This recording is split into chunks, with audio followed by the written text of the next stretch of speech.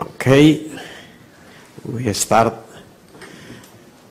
In Barcelona, there are too many things at night. No? Everybody is too many things, and it's very difficult to start in the morning. 2 or 3 congresses before, Mario Carpo made here a presentation about computers and architecture, and that is one of the more experts in that. And then we will have a discussion about searching and sorting. Searching, that the machine is the first tool. Without the machine now, it's impossible to search. But to sort, the machine is terrible, very bad. Only the brain or the cultural subject can sort in between the sorting.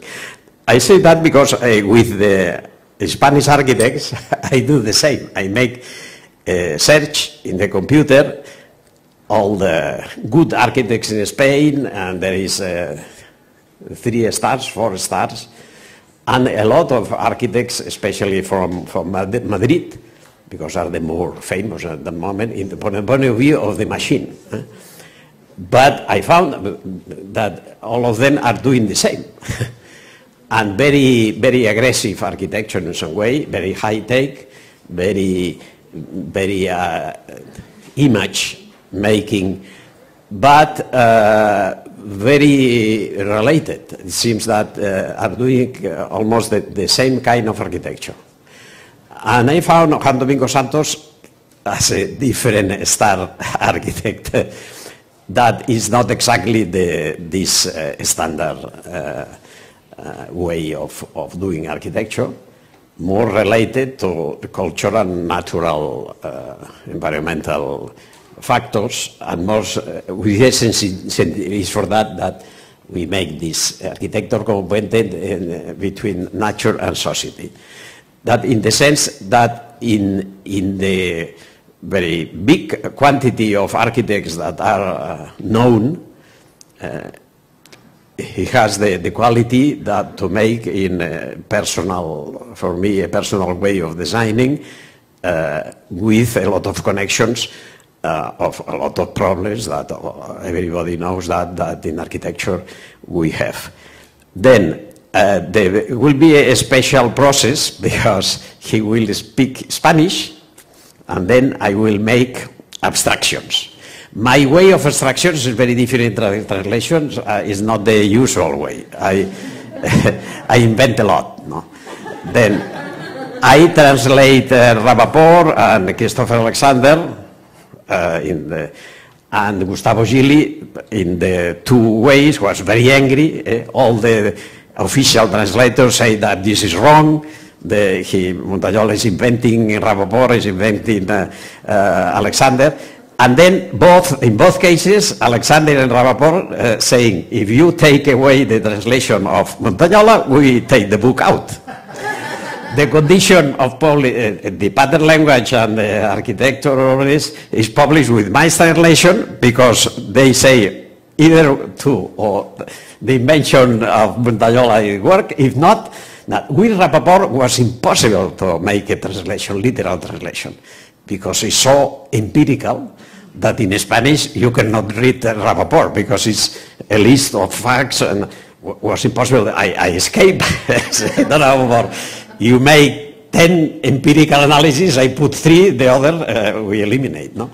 And then he agreed. In the sense that if you change language, you need to change a lot of things. If not, you can. That I say that to justify my fast translation.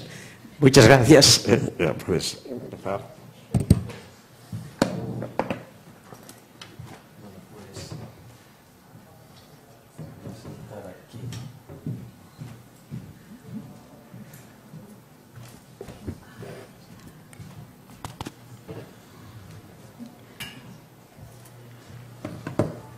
Bueno, pues muchas gracias, Josep Montañola, por la presentación y por y por invitarme a estar en este congreso, en este seminario. Y también por la visión que tiene de mi arquitectura, que me gusta esta visión, ¿no? En un mundo en el que hay tanta tecnología, pues miradas que tienen que ver más con la relación de nuevo con el contexto, ¿no?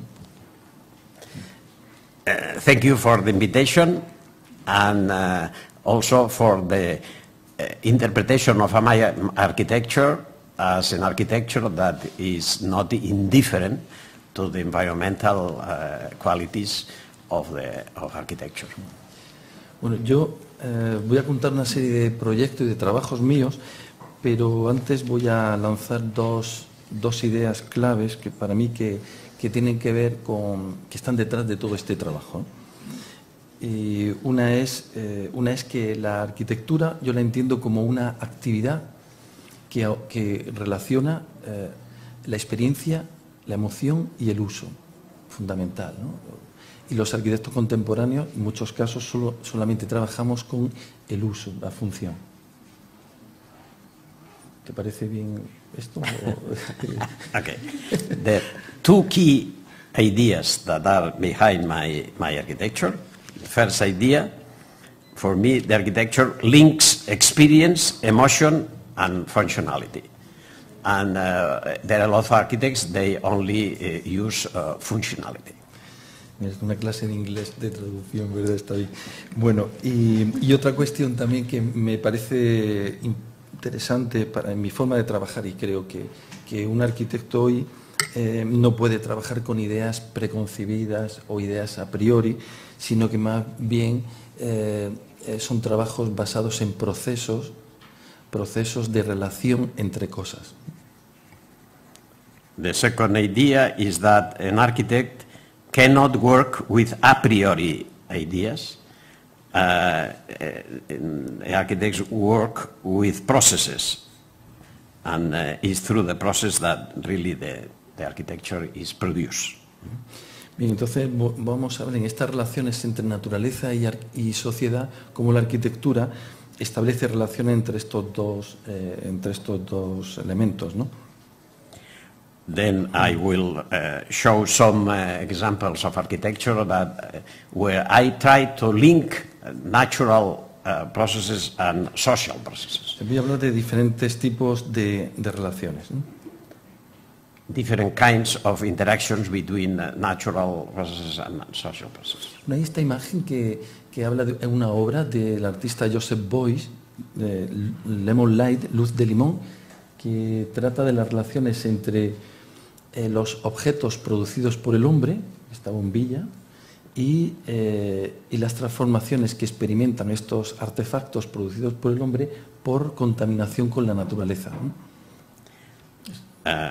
He made reference to the Beuys example of artistic, aesthetic relations between objects of art and natural objects, and the contamination among natural and technical objects. ¿Hasta qué punto la naturaleza puede intervenir en las transformaciones de los objetos producidos por el hombre? And to analyze how natural objects can intervene, be introduced in the technical processes of production of technical objects. Esta obra es del año 1969, cuando el hombre pisa la luna. 2 meses más tarde, Joseph Beuys hace esta obra. This work of art is made 2 months after the first visit of the moon. Sí. Bueno, en este nivel de relación, por ejemplo, en cierta ocasión le pedí un trabajo con estudiantes, les pedí que hicieran en un supermercado a los usuarios del supermercado que hicieran unos dibujos. A los estudiantes le pedían que hicieran unos dibujos donde debían de contar cómo era su casa, que dibujaran su casa. Yeah, this is a student design studio where he asked the students to design his own house, his own home, in relation to a supermarket. Sí, entonces, por ejemplo, esta chica dibujaba su casa para ella su casa era pues una planta de la urbanización donde vivía. Y decía, mi casa, ¿no? My house, casa 14. Yeah. In this case, the house is the plan of the urbanization. Bueno, para esta niña, arriba está la madre y abajo la niña, ¿no? Para la madre, su casa era una planta de distribución con dormitorios, un esquema funcional de cómo veía su casa, y sin embargo para la niña era este maravilloso dibujo que hizo, que está descontextualizado y en el que hay fragmentos de situaciones, desde dentro y desde fuera, la cama, la casa, una terraza, una puerta sin suelo. This is an example, two different cognitive planning of the home is the same, but for the mother it's a distribution of different spaces. For the daughter is a collage between different objects of the same home, but very different representation of the same place. De manera que para las personas adultas la casa era un programa de funciones, generalmente, un programa de funciones, de actividades, mientras que para el niño, para la niña en este caso, era la relación que establecía con ciertos objetos con los que ella entendía lo que era lo doméstico, ¿no? Yeah. Then for the adults it's a system of spaces. For the children it's an emotional, experiential relation with objects that is represented. Pero la sorpresa fue esta señora que viene ahora, esta señora mayor, que era como realmente como una niña, en la que ella hizo este dibujo. Para ella su casa era las macetas que tenía en el balcón.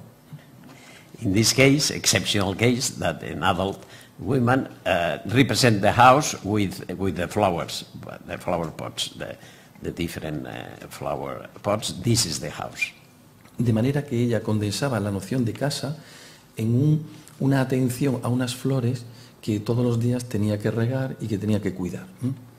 Is the personal experience and emotional experience with the flowers that was the key aspect of the house for her. Bueno, a mí me parece maravilloso pensar que una casa puede ser un conjunto de macetas, ¿no? Pensar en la casa de esta manera. Yeah. For these women, the house is a collection of flower pots. Bueno, en otro orden, por ejemplo, en una intelectualización, pero en el mismo proceso, este proyecto que veis aquí es un proyecto en el que a la izquierda se ve una casa, un pabellón, una casa en un jardín, al que a los arquitectos, en este caso Herzo y de Meuron, le encargan hacer una ampliación de esa casa, y la solución es hacer un pabellón dentro de un jardín conectado con la casa, pero que está directamente relacionado con una paulonia, con un árbol. In this case, is an enlargement of a house, rehabilitation, a change of redevelopment house, and then there is an addition, and this addition is based in a tree, as the most important aspect of the transformation of the house.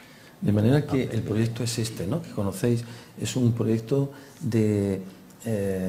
un lemon light, ¿no? Este es un lemon light Joseph Beuys de relación entre un árbol, una paulonia y una arquitectura que queda transformada o afectada por la posición del árbol. And it's very clear case where the position of the tree, natural position of it, has an impact in the building, in the conception of the building. Existe una contigüidad. Yo voy a hablar en esta charla voy a hablar de contigüidades, ¿no? Estados de transformación y de relación entre elementos diversos a través de experiencias. Yeah. Then it's an example of my point of view is the continuity between different experiences, and it's the link between these experiences that are in the basis of the process of design. A lo mejor digamos que el proyecto el proyecto en este caso empieza por elegir un árbol para establecer la relación con él. Yeah. The decision to select a tree as a first point of the design is a very important decision where the relation between social and natural interaction starts. And the decision starts because there is a decision, there is a selection of something. Es que, some aspects of bueno, natural. a mí esta etapa de Herzo y de Meuron, estamos hablando del año 84, 85, es el momento que más me interesa en su obra, ¿no? Este tipo de trabajos que además proceden de su relación con el artista Joseph Beuys, que es esta relación entre un árbol y una piedra, la obra de 7.000 robles, embosquecer la ciudad frente a administrar la ciudad, en la documenta de Kassel. Yeah. This for him is a good example of the Meron, the relation with Beuys, this combination. By the way, we invited here, Herzog de Meron is here, when he was a student in this Congress. He was still a student, nobody knows him. And we invited here. Yeah. Pues, y bueno, y entonces este proyecto, que era un proyecto de implicación social, ciudadana, en la que los ciudadanos de Kassel tenían que clavar piedras apontonadas en la plaza del Fridericianum y plantar árboles, en un acto de volver a urbanizar, volver a embosquecer la ciudad. Yeah. This was an experience, a collective experience in Kassel, where people was making a new natural environment in the city to go back to the territorial naturality and to put the stones and the trees with a collective work. Sí, yo pienso que todo esto son procesos de patrimonialización también. Procesos de patrimonialización. Sí. Yeah. Then it's a new way of incorporation of the heritage. El resultado fue este mapa, un mapa en Kassel, donde están documentados la posición de todos estos árboles, que los ciudadanos se unían, se juntaban entre ellos y decidían colocar los árboles de una manera arbitraria o según sus deseos e intenciones, ¿no? A veces podían estar alineados, en otro caso dentro de la prisión se plantaron una serie de árboles, la rotativa o construyendo unos caminos de entrada a la ciudad. Yeah. It's the same citizen that make through participation they choose and select the way these trees and this return to the trees where they decided this is one tree, a series of trees, and this is a mapping of the whole participatory process. O sea, de manera que esto fue un acto de patrimonialización y Kassel hoy es conocida no solo por el Museo Fridericianum, sino también por ser la ciudad de los 7.000 robles, ¿no? Yeah. And for that now is the city, Kassel, of 7,000 trees. Lo que un día fuimos todos juntos capaces de hacer, ¿no? Vale, entonces en este mundo hay arquitecturas, ¿no? Arquitecturas incluso de la historia que trabajan con una idea de, digamos que de la misma manera que Venecia ha hecho del agua una utopía, pues la Alhambra de Granada lo que intenta hacer construirse con una idea utópica de naturaleza. For Venice, make the water, the relation with the water, a myth, and in the Alhambra is the garden, the natural is inside the building, and they make natural environment part of the architecture. O sea, en la Alhambra hay una contigüidad entre la idea del jardín, el agua. Para un islámico el jardín es agua. Cualquier espacio que tenga agua es un jardín, pero la relación entre el jardín y la arquitectura se produce en niveles muy diferentes. A veces es literal, es mimética, en otros momentos es metafórica, simbólica, abstracta, pero siempre existe una intención de que la arquitectura se convierta en naturaleza, ¿no?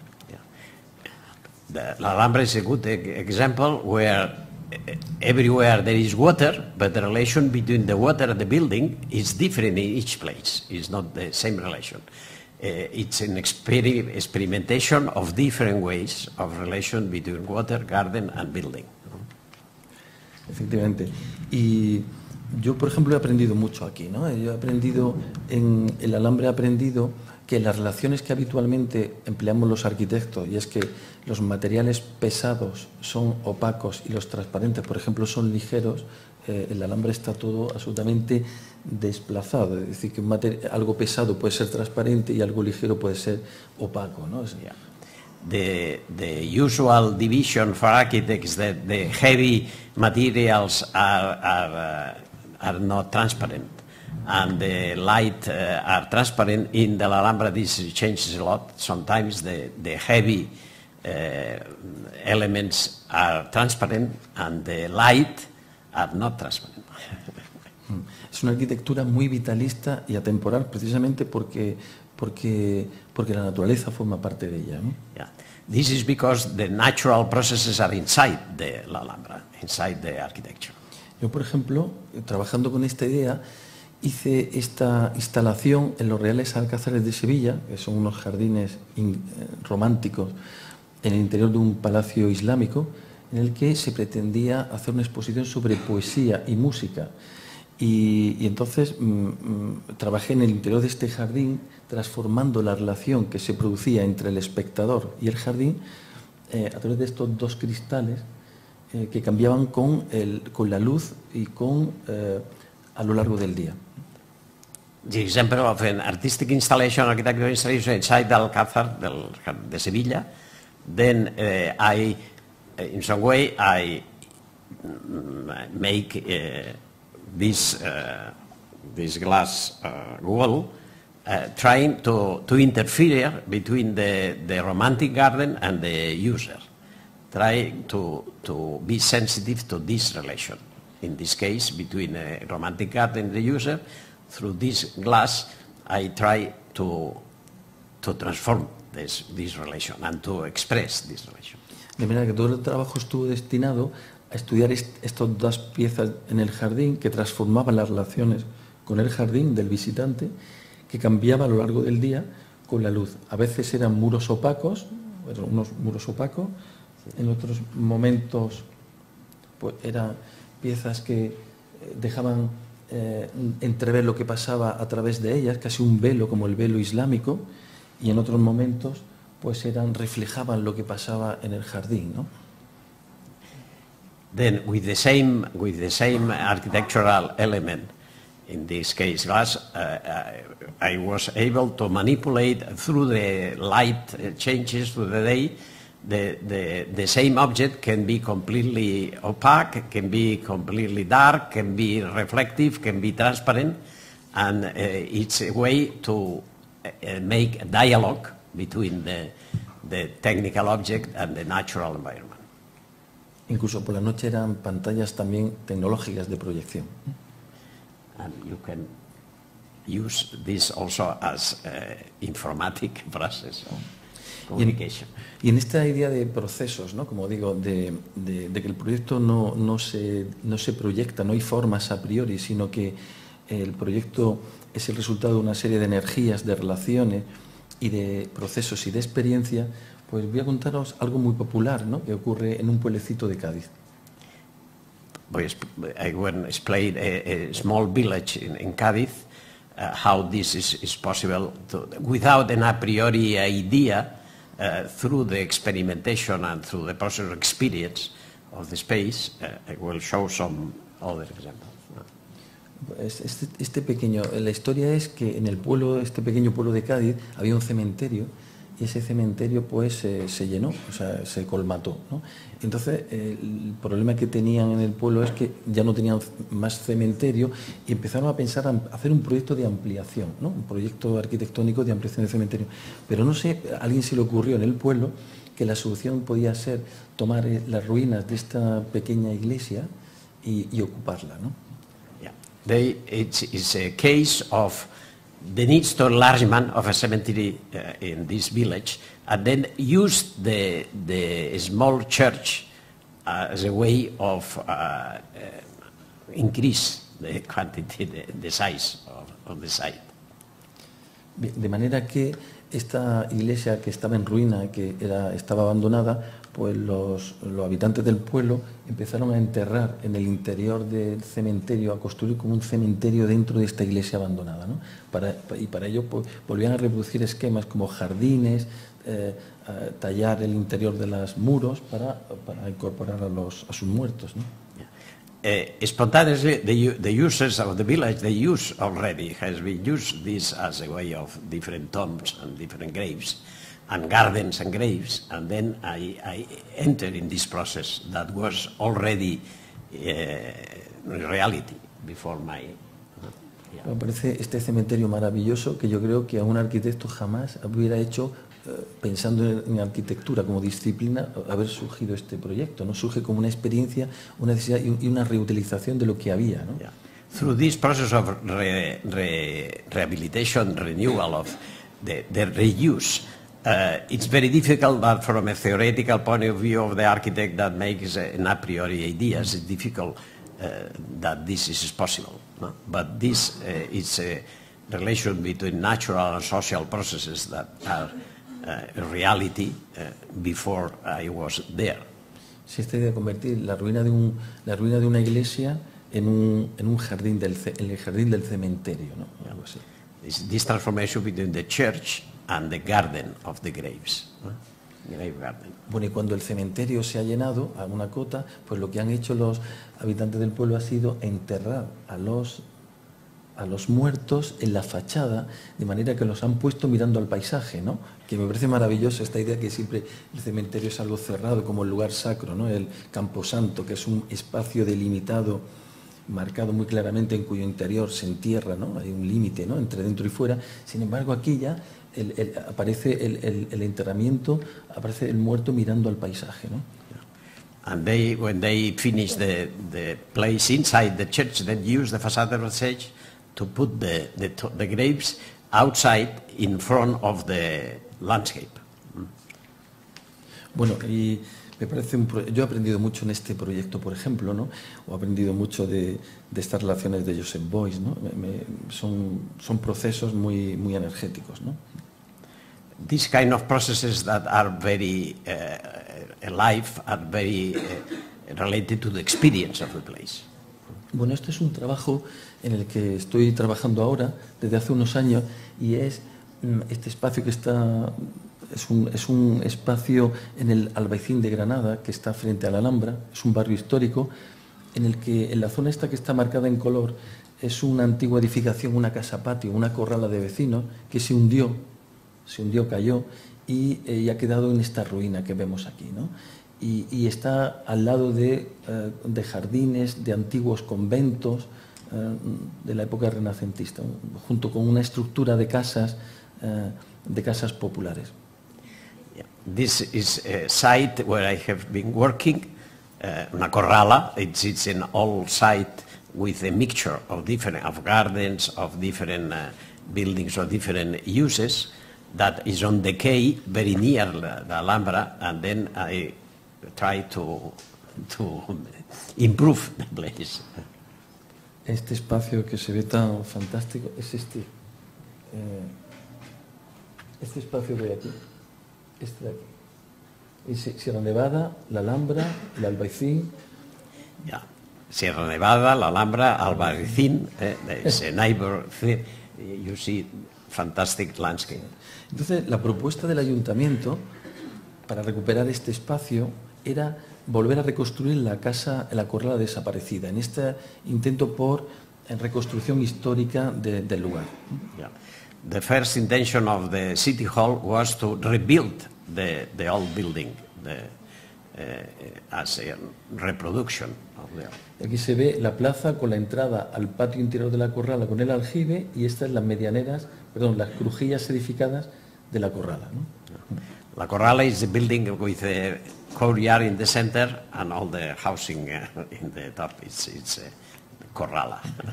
It's a housing unit, historical housing unit, with a center yard. And the first idea was to enter in this center yard that was semi-public, and then to rebuild the housing. Bien, entonces a mí me parecía muy complicado, me parecía imposible, me parecía hasta una impostura, no sé, una falsedad, el volver a construir una corrala de la que no tenía información histórica, y además que no tenía sentido construir una corrala de vecinos ahora en estas condiciones y en este momento, ¿no? Yeah, I thought that was not that is not in the moment. It's a bit artificial to do this rebuilding because the conditions, physical and social conditions of the place were now very different than before. Pero por otro lado, el ayuntamiento estaba muy obsesionado y la Delegación de Cultura estaba muy obsesionado con volver a construir la memoria, ¿no? Como reconstruir la memoria del lugar, ¿no? But the city hall were rebuilt exactly the memoria as the memory of the place as it was, no? Was forced to reproduce, to copy the history. Sí, entonces yo la verdad es que no sabía cómo resolver este proyecto hasta que después de dar muchas vueltas allí en el lugar. Esta es una fotografía del estado de la ruina, ¿no? Queda en pie solo la fachada de los muros perimetrales hasta primera planta y el interior es todo el escombro de la corrala que cayó en los años 80. The real situation now is only the wall in the perimetral wall is existing. The whole building is completely destroyed, but it's inside.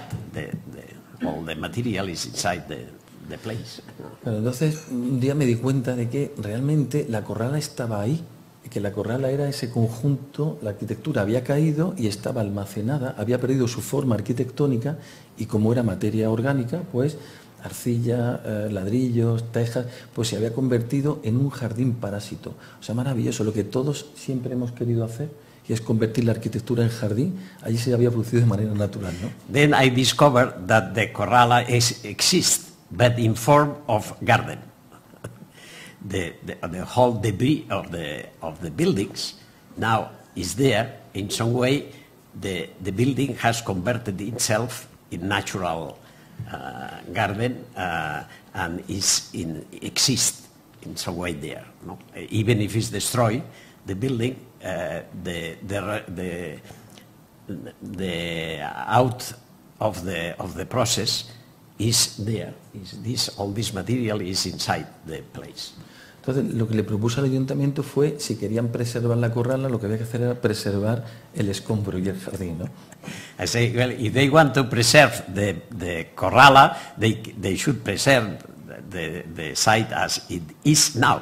This to preserve the ruin as it is at the moment. No. Sí, entonces lo que hice fue, bueno, este es el jardín parásito, porque es un jardín natural que ha nacido de este escombro, ¿no? Y lo que hice fue dibujar, me dediqué a dibujar, este era el proyecto, ya me descubrí que el proyecto era cómo convivir con cómo incorporar un programa doméstico en el interior de una ruina arqueológica convertida en un jardín, ¿no? Era un poco el proyecto. Entonces, a partir de ahí, el trabajo consistió en dibujar pues, los muros, el jardín, hice unos levantamientos topográficos y algunos restos que fui encontrando, como el aljibe, los restos de una antigua muralla, etc., ¿no? I make a reutilization of all the traces of the corrala as they are now. As they are now. Not to rebuild as it was, but to renew and incorporate in the project. And to start the project from the traces that are the different things that are there.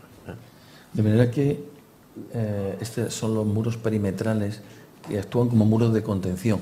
Están las ventanas cerradas para que no salga el escombro a las calles perimetrales.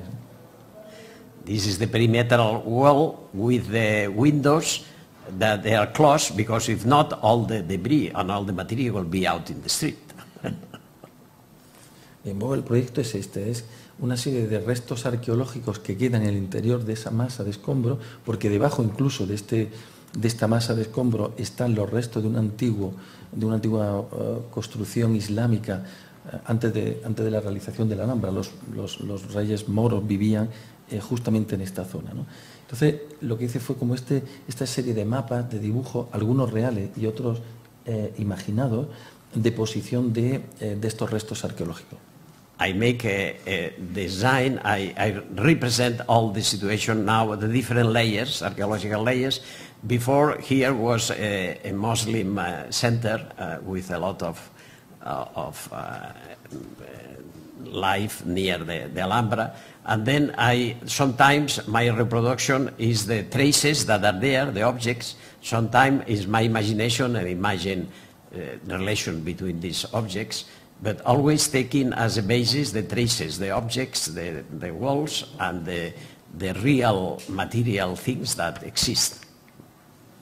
Y luego lo que hice fue confeccionar esta serie de esquemas que relacionaban el mapa de restos arqueológicos encontrados, o algunos supuestamente que se sabía que podrían estar por alguna zona después de una escata arqueológica, y luego las vistas al paisaje. De manera que se podían establecer unas relaciones muy amplias entre, por ejemplo, una vista sobre Alhambra o sobre Sierra Nevada, un resto de un muro nazarí, o podría haber una relación entre determinadas visiones hacia la Vega de Granada y la zona donde se encontró el aljibe, y de ese conjunto de relaciones surgían las formas de habitar, ¿no? Then I make a connection between these traces, these objects that I was detecting, and the points of view of the landscape, and then to connect an Islamic wall that was there with the Alhambra or with the Sierra Nevada, with the mountain, trying to make connections, symbolic and real connections between objects and landscape. That from these connections between the points of view on the landscape and the objects, some kind of new site can be produced. De manera que al propietario le propuse ese cúmulo, ese conjunto de relaciones para que eligiera, tomara decisiones. Y de ese conjunto de decisiones muy abstractas, porque no tenían localización, ¿no? Porque son vistas del paisaje y objetos en el subsuelo, es como mirar hacia el suelo y mirar al paisaje, pues de ese conjunto hipotético de relaciones surgían unas formas que el propietario eligió, ¿no? Pues quiero juntar esto con esto, y surgía una forma de una casa, ¿no? Then I proposed to the owner to select this, in between these relations, this wall with this view, these objects with this relation with the street. All these relations, then the owner can select and say, well, I am interested in this kind of relation between these objects, this landscape, this wall, this street, this new possibility of use in this case, but always through the traces of the place and to the traces in the landscape. Sí, surgían estas casas que además tomaban el nombre, de esa cualidad, o algo que lo identificaba y que tenía que ver con la arqueología o con la historia y la memoria del sitio.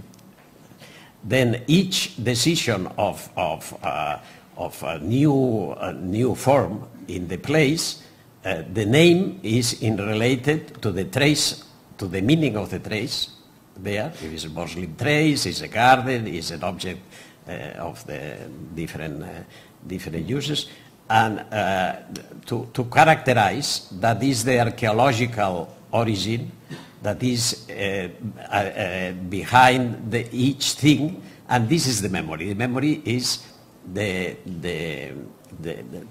uncovering of objects, traces, and views. This is the memory. Okay. Entonces fabriqué maquetas, eran maquetas en vidrio para poder ver los distintos niveles de intervención. Because the whole thing, the whole model is related to the perforations in the place to find the archaeological site. Through the perforations you find things, and then these transparent models are related to the things you have found making the holes in the place. De manera que este fue el resultado, ¿no? Este resultado de la convivencia de, por ejemplo, la casa del aljibe era una casa, este era el aljibe, pues se accedía desde la calle abriendo una perforación entre el escombro, y el aljibe se convertía en un espacio de distribución para esta casa que conectaba las vistas sobre la vega con esta relación con el callejón posterior, ¿no? Por ejemplo, ¿no? Y así sucesivamente, ¿no? Then the different traces, like the aljibe, that is a deposit of water, deposit of all, it's a piece that is related to the final form of the project, and the final, it's like interaction between all these different traces and different meanings that takes in the new situation. De manera que la excavación que se hacía del resto arqueológico de la casa convertida en escombro, pues se volvía a echar sobre el jardín superior y se rectificaba la topografía, dando lugar a esta planta, ¿no? Esta planta que sustituye la idea del patio de la corrala por un jardín mirador. Yeah. Then the final form is a garden open to the view and full of the different traces in different levels that has produced the new structure of the place. But that it's a garden that is the substitution of the ruins of the housing, of the old housing Corrala. Aquí se ve la sección de las casas en la topografía con el escombro y una maqueta con un fragmento del jardín, el aljibe y los restos de las tapias existentes consolidadas, ¿no? You see here the model as a combination between the traces, the rest, and the new elements that are added to the garden. Era esto, ¿no? Que lo que me parecía interesante era preservar ese jardín dentro del sistema de redes de jardines de todo el Albaicín, en torno al cual ahora se sustituía la idea del patio de la corrala por un jardín mirador, ¿no? Esto. The main output of the project is a garden that is in relation to all the gardens, the historical gardens that are formed in the origin of this neighborhood. That is a dialogue with the whole system of gardens that exists here. It's not an invention of a garden, but it's because the whole area has this quality of looking to the mountains. It's a part of the whole area. It's not a housing project. It's a housing project with gardens. The gardens look to the mountain in historical time. Vale, luego cuento una segunda experiencia. Esta es mi estudio de arquitectura que está en una antigua fábrica de azúcar en la Vega de Granada. Is an old sugar fabric, that is transformed in a studio of architecture and other things.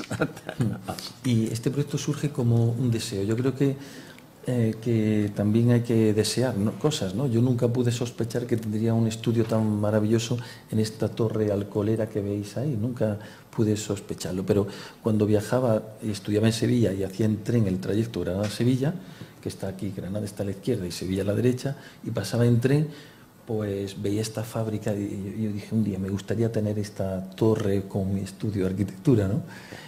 This is in between Sevilla and Granada, and when I was in the train, I see this tower and it's a fantastic place to make a studio, but for me was mythical, utopian. No? I never thought really that was possible, as it has been possible.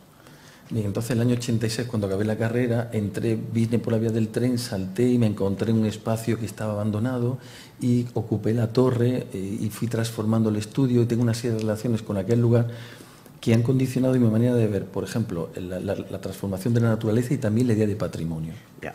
At the end, I entered in the place as a ocupa, and then I began to make transformations in a very free way. And these transformations in a very experiential and spontaneous way still are in the final project. It still has my first occupation as a free user in some way going behind the wall.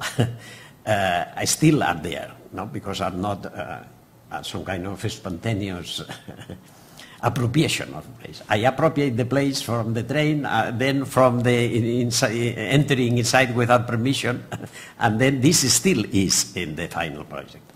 Bueno, voy a poner algunas imágenes de la fábrica, que es un espacio fabuloso, ¿no?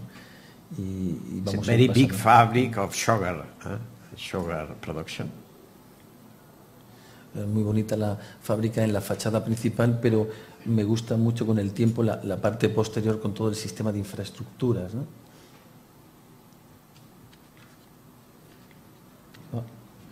Los espacios interiores que son fabulosos, ¿no? Es como una catedral abandonada, ¿no?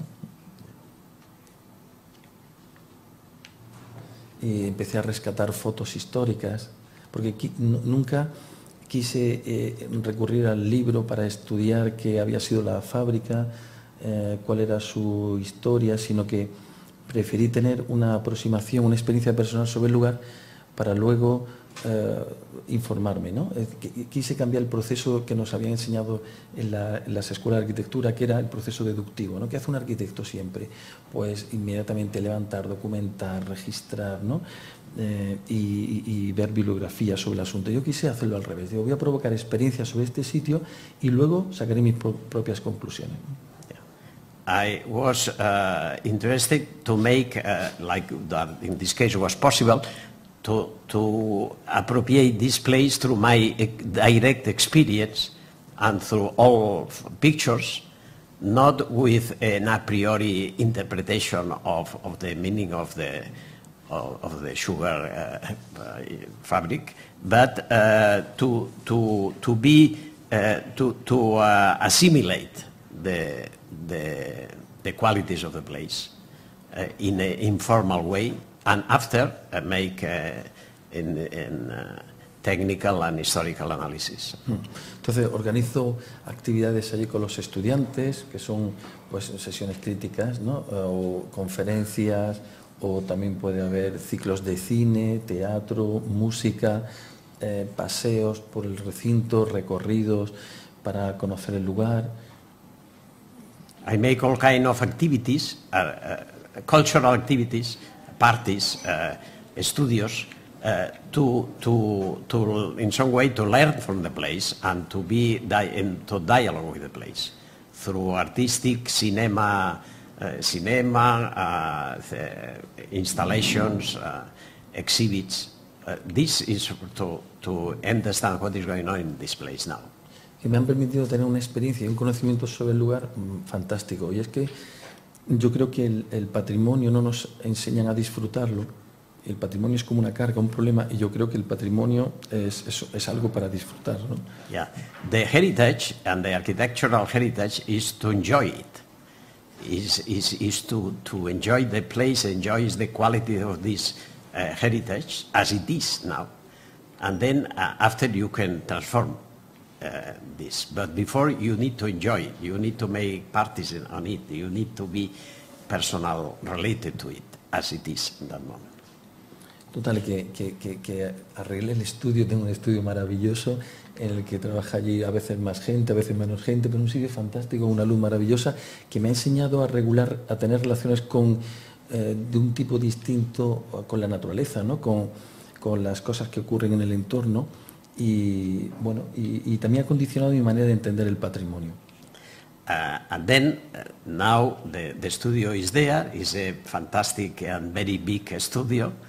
And through the use of this space in the studio, I learned a lot about also relation with the natural and social processes. The studio is an experimental way also of making architecture in itself.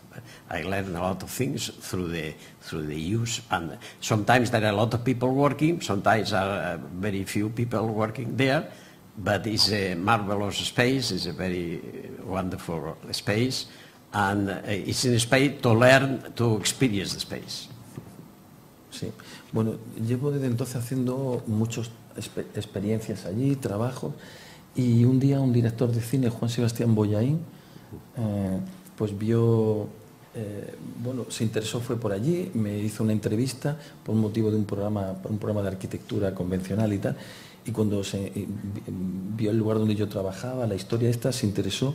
Hizo un documental que se llama Un Encuentro, que es un documental que lo puede encontrar en YouTube fácilmente, que narra la historia de la fábrica a través de la experiencia mía personal con el lugar, ¿no? Then there is this cinema director, Bolain, he was there to make normal document film with the work of Juan Domingo. At the end, he was so interested with the experience of the place as a meeting point, the meeting. The meeting means that the architect, through this use of this place, make some kind of personal encounter, experience, and then at the end the film is about the meeting between the architect and the place. Sí, y también lo que he hecho ha sido fabricar mapas. Entonces he ido estudiando la cartografía que había sobre el lugar, que era muy reducida, y yo he ido fabricando otras cartografías, que son esta, por ejemplo, en la que estoy trabajando últimamente, la última que acabo de hacer, y es una cartografía que dibuja, por un lado, la historia agrícola del suelo, la historia de la fábrica y luego la historia de la experiencia personal mía, ¿no? De manera que hay como una lectura, hay un mapa que cuenta biografías personales sobre la historia, digamos, global y universal de ese suelo. Yeah. Then I began to make mapping of that, but in a very specific way, the stratigraphic change of the form in terms of archaeological stratigraphic, but also I make, in the same mapping process, I make my own biographies of the place, and the different experiences of the place is included in mapping.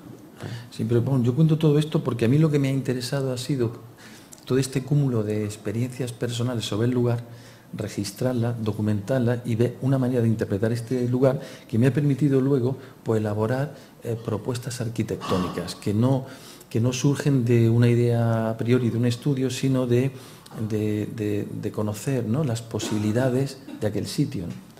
Through this mapping of my own experiences and experience of others, this mapping allows me to make proposals of design proposals starting with these experiences, not starting from a priori ideas about the place, but about my experience and representing my experience through the mapping. Sí, por ejemplo, la relación entre una arquitectura y el paisaje, que es un paisaje alrededor, un paisaje agrícola de cultivo por épocas, ¿no? A veces se cultivan patatas, otras veces trigo, tabaco, maíz, y la arquitectura produce relaciones diversas, ¿no? Yeah. Then, for instance, the changes in agriculture cultivation, this is not permanent, there are changes in the process of agriculture appropriation of the place. The changes of this appropriation form part of the mapping, and then the relation between architecture and the cultivations and agriculture, between agriculture and architecture changes with time, and in the same year changes, and then all that should be represented by the architects. Pues entonces, pues eso lo descubrí porque cada vez que voy a la fábrica, pues voy por caminos distintos, atravesando la Vega por la ciudad, y bueno, pues me dediqué a hacer dibujos de los cultivos, cómo los cultivos al subir, pues lo que hacen a veces ocultar la fábrica, no se ve en el paisaje, y otras veces cuando se hace la siembra, pues aparece la arquitectura muy impactante dentro del territorio. The dialogue between natural processes, in this case that the plants are growing, and architecture it should be also taken into account, because in relation to the size of the plants, the architecture is different. You can see very different architecture if the plant is just 20 centimeters or is 2 meters. That change. Then you need to draw the changes of experience between natural processes and technical processes. De manera, por ejemplo, que la ciudad, el ayuntamiento puso su mirada sobre este lugar para convertirlo en un espacio público con programas típicos de centros comerciales, ¿no?, de centros culturales comerciales, esta mezcla que hay ahora, ¿no?, con cines, teatro, etcétera, etcétera, ¿no? Y entonces yo creo que el proyecto lo vincule, esta idea de posible ubicación de cines y crecimiento, lo vincule a ciertas estructuras agrícolas del territorio que van cambiando en relación con las infraestructuras, ¿no? Yeah. Instead to make a project of a commercial center standard with the cinemas and that was the city hall I found that was much more interesting to relate this sugar factory with the agriculture buildings, small buildings around the landscape, and then to connect these small historical small buildings related to agriculture production with the building, not to leave the building as a center, a commercial center, isolated from the whole structure of the land. Entonces, por ejemplo, descubrí, dibujando el cultivo y las infraestructuras, descubrí que la altura de las infraestructuras de la fábrica, que tienen que ver con la relación de la cota del tren y el interior de la fábrica, era de 3,5 metros, que aproximadamente es la altura máxima del cultivo del maíz y del tabaco, ¿no? Then I make connections between the size of the corn, that is maximum 3 meters, and the size of the factory elements, like this one, is the same size. There is a relation between the size of agriculture elements and the size of the industrial elements. And then I make the connection in the project. De manera que el proyecto parte de reutilizar esas infraestructuras industriales, las infraestructuras de las carboneras, de los muros, paso elevado, como espacio para alojar en el interior los posibles espacios para cines, por ejemplo, ¿no? Then to rehabilitate these old factories that are relating agriculture and industry as basis of the commercial cinema that incorporate all the new uses in this dialogue between agriculture and industry. La cuestión era pensar hasta qué punto las infraestructuras existentes de la fábrica podían convertirse en los elementos para reunión, teatro, música, cine, etcétera, ¿no? Then all the traces and all the buildings that exist in the landscape, either with industrial use or agriculture use, can be the basis for the new cinema, shopping, etc. Not to incorporate the new uses in the old forms. ¿No? Un poco esta idea de Peter Lath que me gusta mucho, ¿no? De las fábricas, esta contigüidad que se produce entre el jardín urbano y el jardín en el interior de una industria y muy próximo también al jardín de la ruina, ¿no? Un poco estos... Then there is a continuity between the agriculture, the agriculture ruin industrial and the industrial garden. There is the industrial garden, the garden is not industrial. There is a continuity between coming from the agriculture to the industrial or from the industrial to the garden, like in these cases. It's a kind of interaction between the two. Bueno, yo tengo más experiencia sobre este lugar, pero solamente era lanzar esta idea, ¿no? De cómo la propia agricultura, la estructura del territorio puede actuar de transición. La fábrica es una transición entre el espacio urbano de la ciudad y el campo agrícola a través de un programa que por desplazamiento pues lleva ciertos elementos de referencia al interior de la fábrica, ¿no? Es un poco esta la idea, ¿no? The possibility to make transition between agriculture, industry, and urban is not breaking urban industry and agriculture. This is wrong. You can make a transition, and the factory, in this case, the industrial, they are a transition between the natural and the social. It can be a transition. Bueno, y para acabar, si puedo brevemente, sí. El Museo del Agua, brevemente. Un proyecto reciente que acabo de, bueno, reciente, no tan reciente, pero hace unos años acabé de construir, que ha sido una experiencia muy bonita y muy gratificante para un arquitecto porque es la construcción de un museo del agua en un pueblecito del sur de Granada se llama Lanjarón, que conoceréis por las famosas aguas de Lanjarón, que está al pie de Sierra Nevada, ¿no? Sí. I want to explain the last example of the water museum in Lanjarón. The Lanjarón is a famous place in Spain of water, natural water.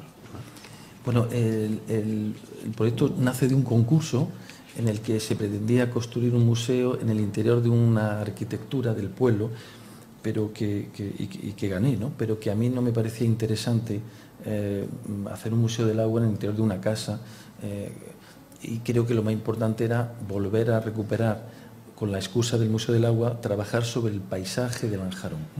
Yeah.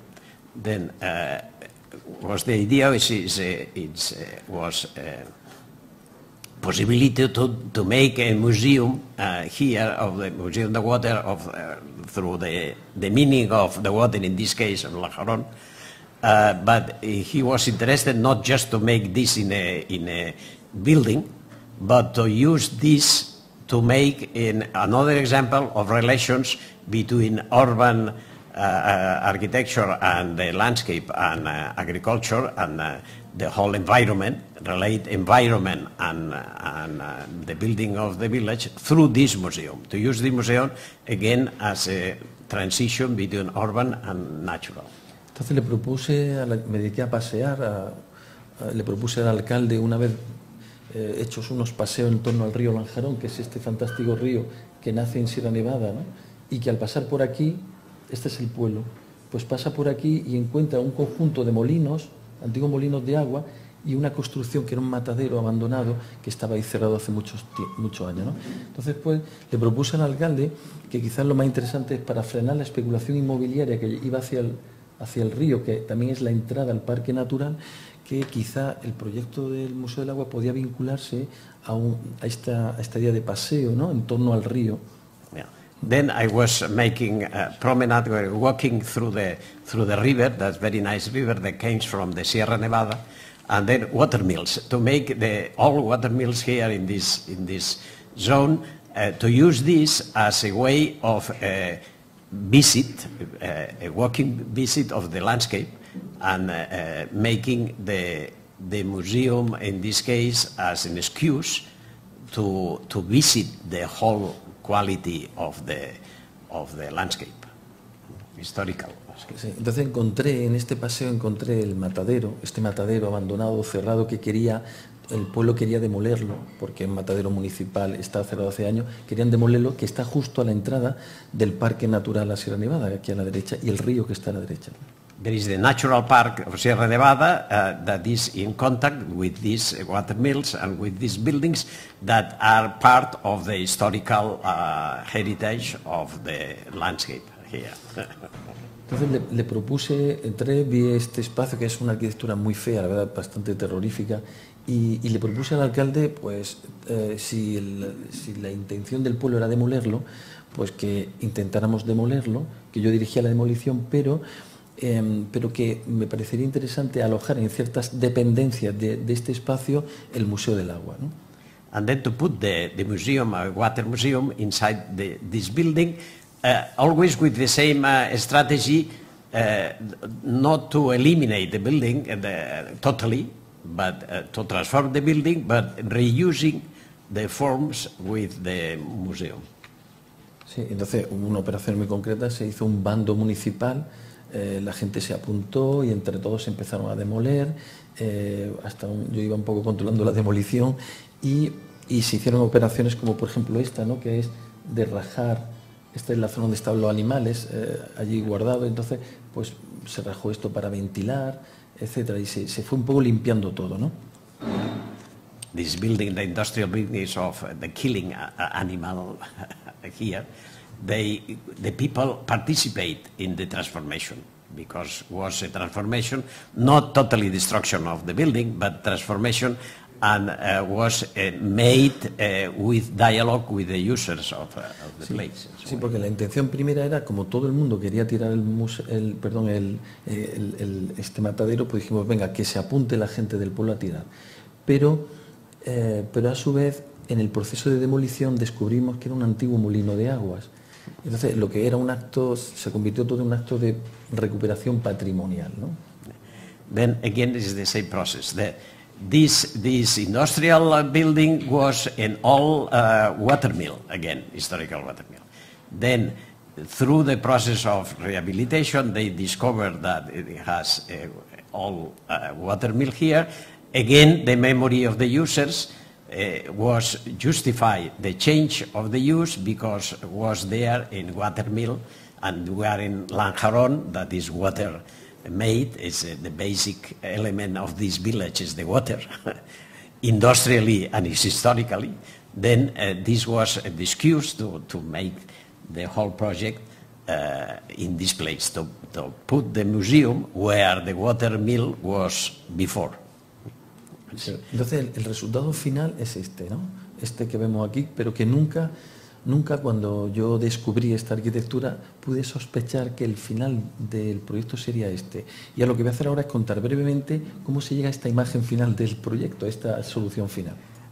I will explain how we arrived to this form at the end. That we were surprised. Sí, bueno, la historia empieza con el agua, ¿no? Era un museo del agua y paseando por allí, además de encontrar esta ruina, de este matadero cerrado, pues encontré este caño de agua, que es una acequia antigua, que venía derivada del río Lanjarón y que pasaba por el lugar. Yeah. The first thing is to discover there is this water coming from the river that was not aware that was there. No, the first thing is the structure of the water. Pensé que el material para construir el museo podía ser el agua, de manera hice este dibujo que es en la línea de la acequia de agua que viene por aquí. Bueno, este es el río Lanjarón, esta es la línea de la acequia y esta acequia normalmente tiraba el agua al antiguo molino y del molino iba al río. Entonces, lo que pensé es que el agua que va por aquí para abajo y que la controla un agricultor, según horario cierra o abre, para regar los campos agrícolas que hay en Lanjarón, o sea, que hay por aquí abajo, ¿no? Cuando lo corta, porque los campos agrícolas están ya regados, pues el agua se desvía al río. Entonces yo pensé que ese agua podía desplazarse y trabajar con el agua como un ejercicio más como una expresión, ¿no? En distintas situaciones, ¿no? Yeah. Then I reused the water that was agriculture use and the water mill. I changed the structure of the water to incorporate this water in the water museum. But following the way that in all times they also did that. They change the water when they use the water in agriculture, they change the water and use in the industrial. We follow the same strategy. But I add a new thing. The museum is another possibility to put the water inside. But it's not against the history of the water, because in the water is dynamic process. Sometimes it's agricultural, sometimes industrial, sometimes it's going again to the river, because the water is always going out the river and arrive to the river after. No, is this cycle? Un circuito, sí, un circuito, efectivamente. Yeah. Entonces, el proyecto consistió en crear delante, que no había una plaza, pues crear una plaza arbolada de naranjos por donde circulaba el agua que iba llenando esa plaza conforme iba cayendo el agua, y cuando el agua se llenaba, pues tenía distintos momentos, ¿no? O sea que esto era vacía, ¿no? Cuando el agricultor la desviaba, empezaba a llenarse hasta que llenaba por completo una plaza de agua y sombra. Yeah. I use the water then to make a dynamic square with different levels of water. And in the same way, before the water was agricultural water and then industrial water, in this case, the museum can have different situations, and it's orange trees square with different levels of water that change with the stream of water that changes.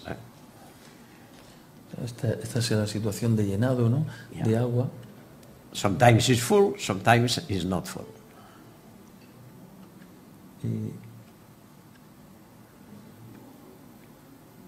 Bueno, estaba bien porque me gustaba pensar que era el agricultor cuando cortaba el riego de los campos agrícolas y desviaba el agua para acá, cuando comenzaba a producirse esta nueva situación, ¿no? Yeah. Que no era algo diseñado, sino que dependía de la decisión del agricultor, ¿no? Yeah. This means that in a similar way that in old times, when you cut the water for the agriculture ends, then you had water in the mills. Now I have water in the museum when utopically when disappear the need to put the water in the agriculture. It's the same process of dynamic reusing of water. Sí, de manera que era el agricultor el que diseñaba, por así decirlo, la configuración de este paisaje, ¿no? de esta plaza, ¿no? Is the peasant with the agricultural processes that changes and design the landscape.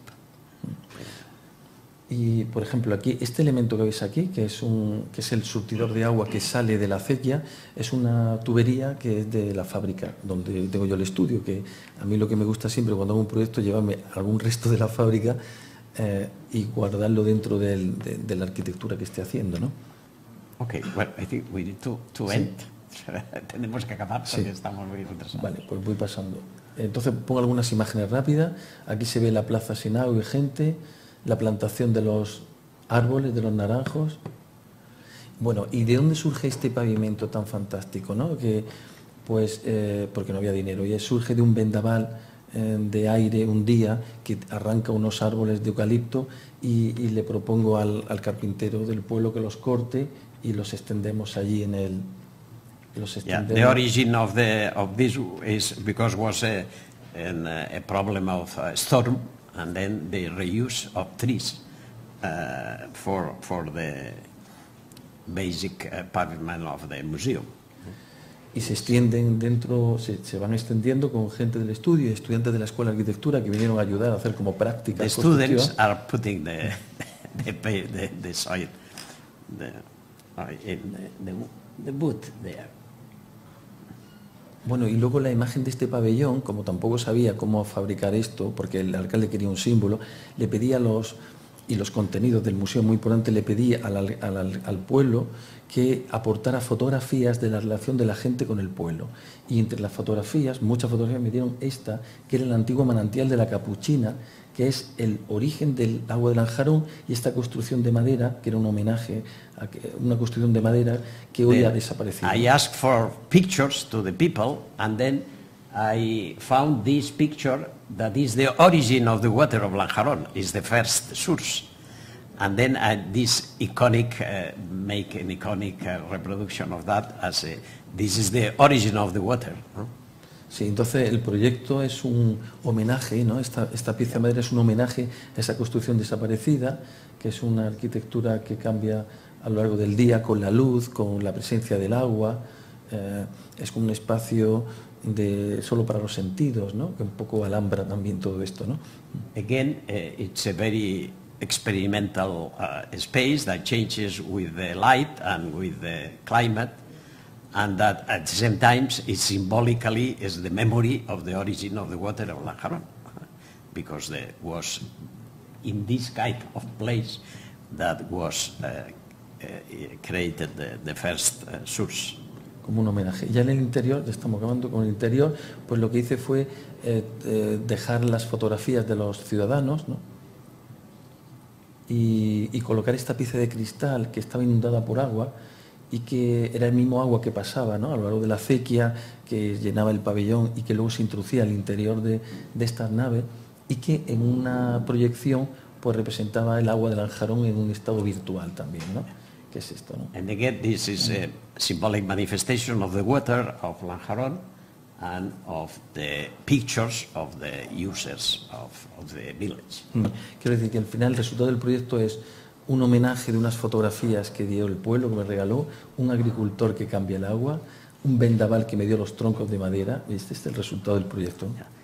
And at the bottom, the design is the result of an agriculture peasant that cut the water, in a storm that tear the trees, and the pictures of the users. This is the project, is the collage between very ephemeral things, but very basic aspects of the memory of the place. Pues esto es todo. Muchas gracias.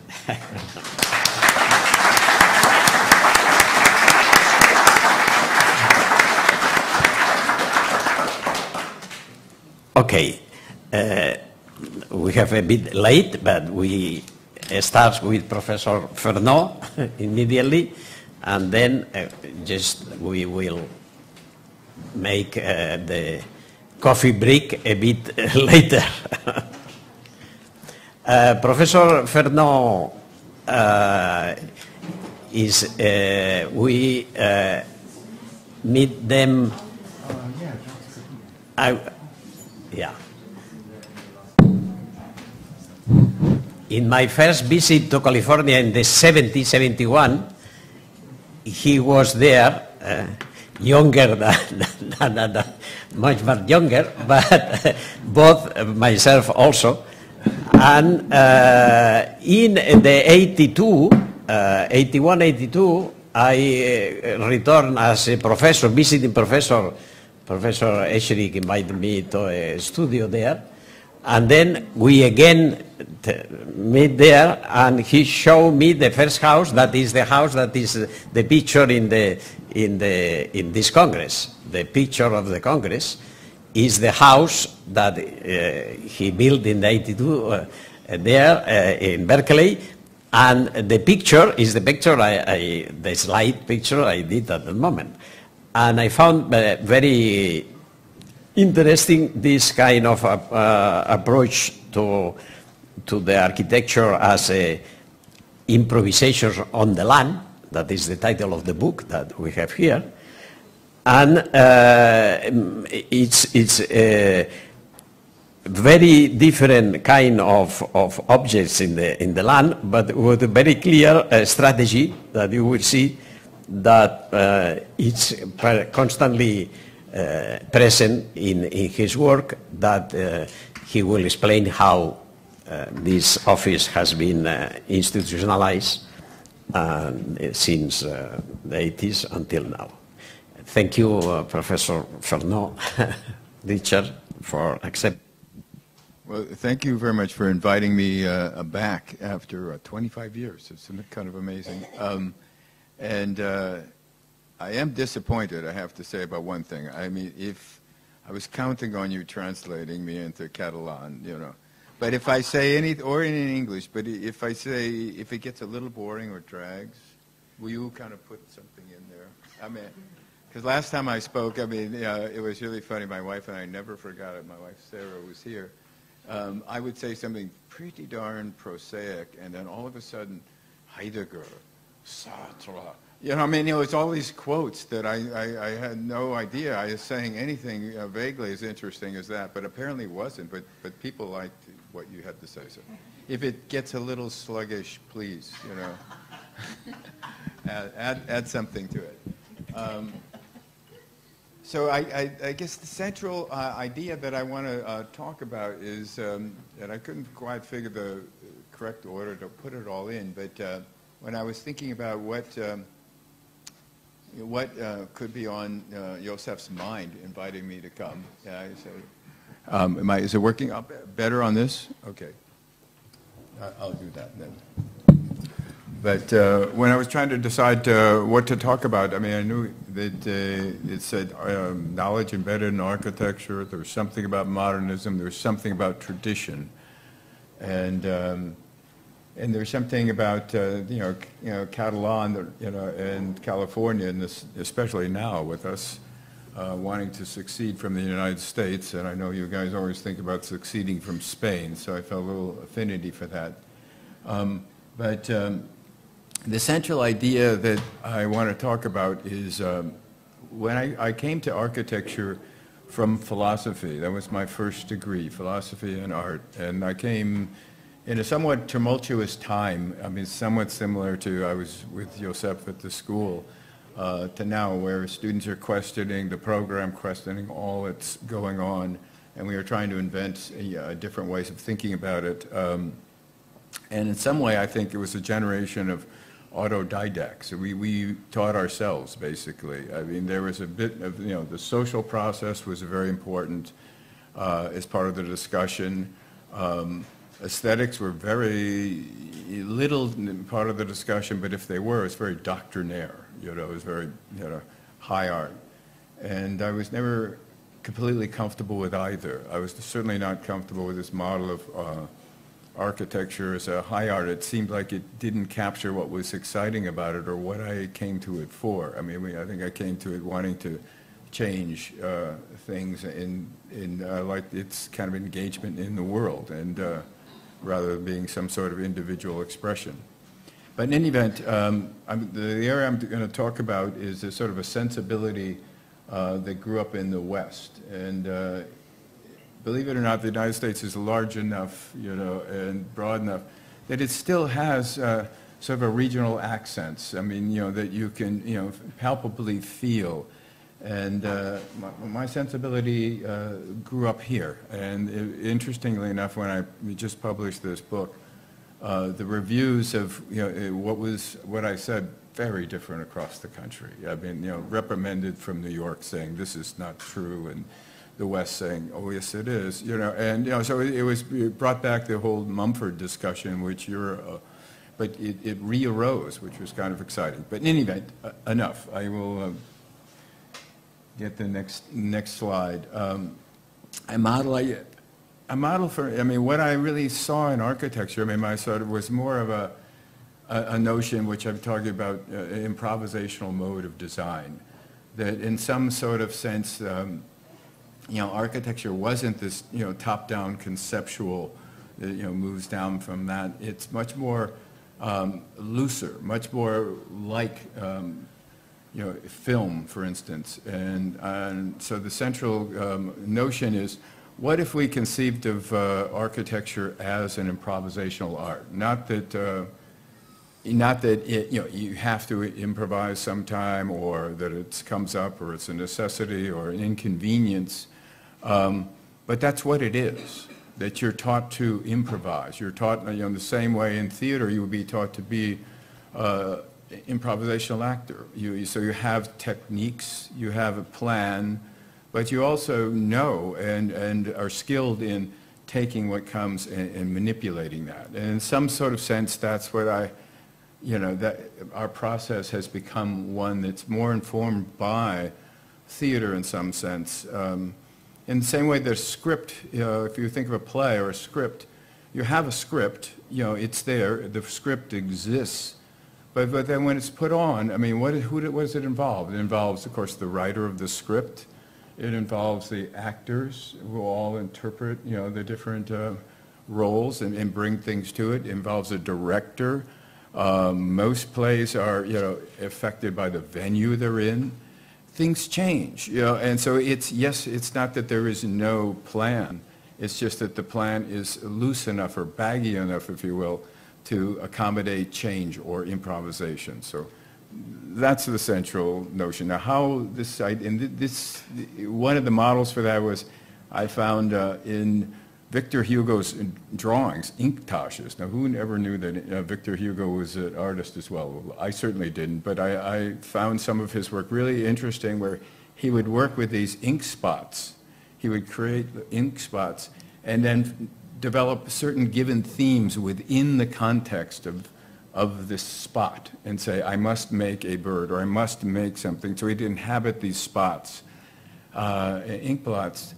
And as his developed, it's a very surreal kind of experiment, then he would also play with the spots. So he'd spill ink on a cloth, and then he'd move the cloth.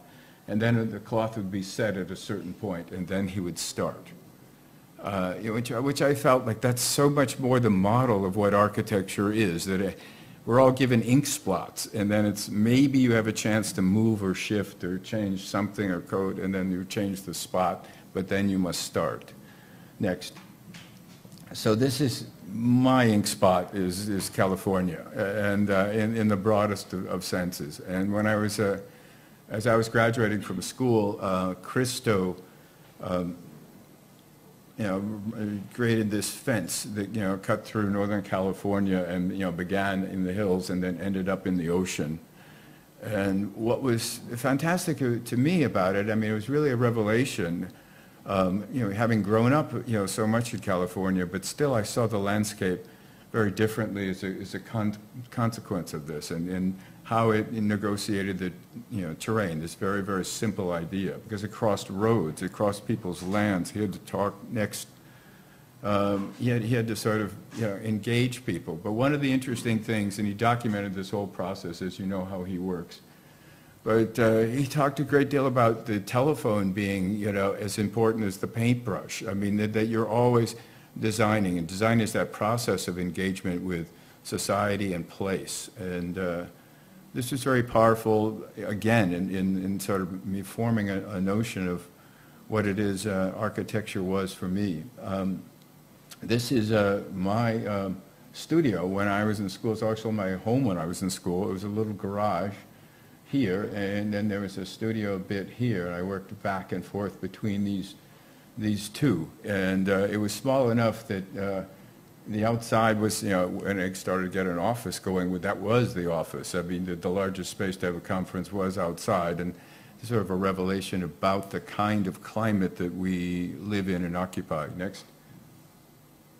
There was, although it was not taught as a school of thought, you know, there existed, and we're very lucky to come from a region, as you come from a region where there is a history. You can choose to engage the history, absorb it, you can choose to ignore it, but it is an area that had a certain kind of quality to it, and it was a quality that was, you know, from the very beginning, sort of experimental and rebellious. I mean, it was not dominated by any larger discourse than some sort of a local discourse.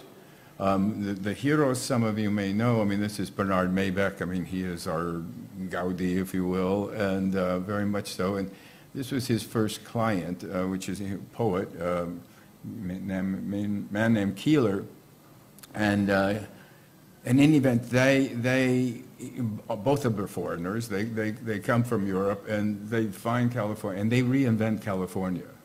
I mean, they fell in love with it, and they fell in love with living in the outside next, and did a variety of very interesting early projects. This is the first Bay Area tradition. You're going to get it all in about a minute and a half.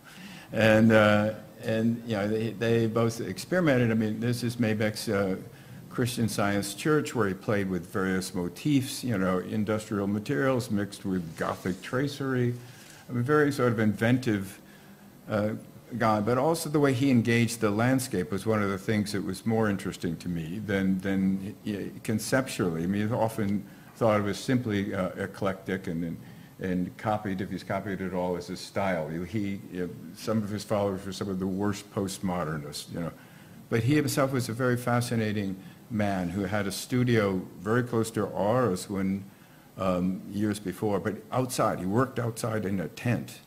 And this is a house that was in front of our studio.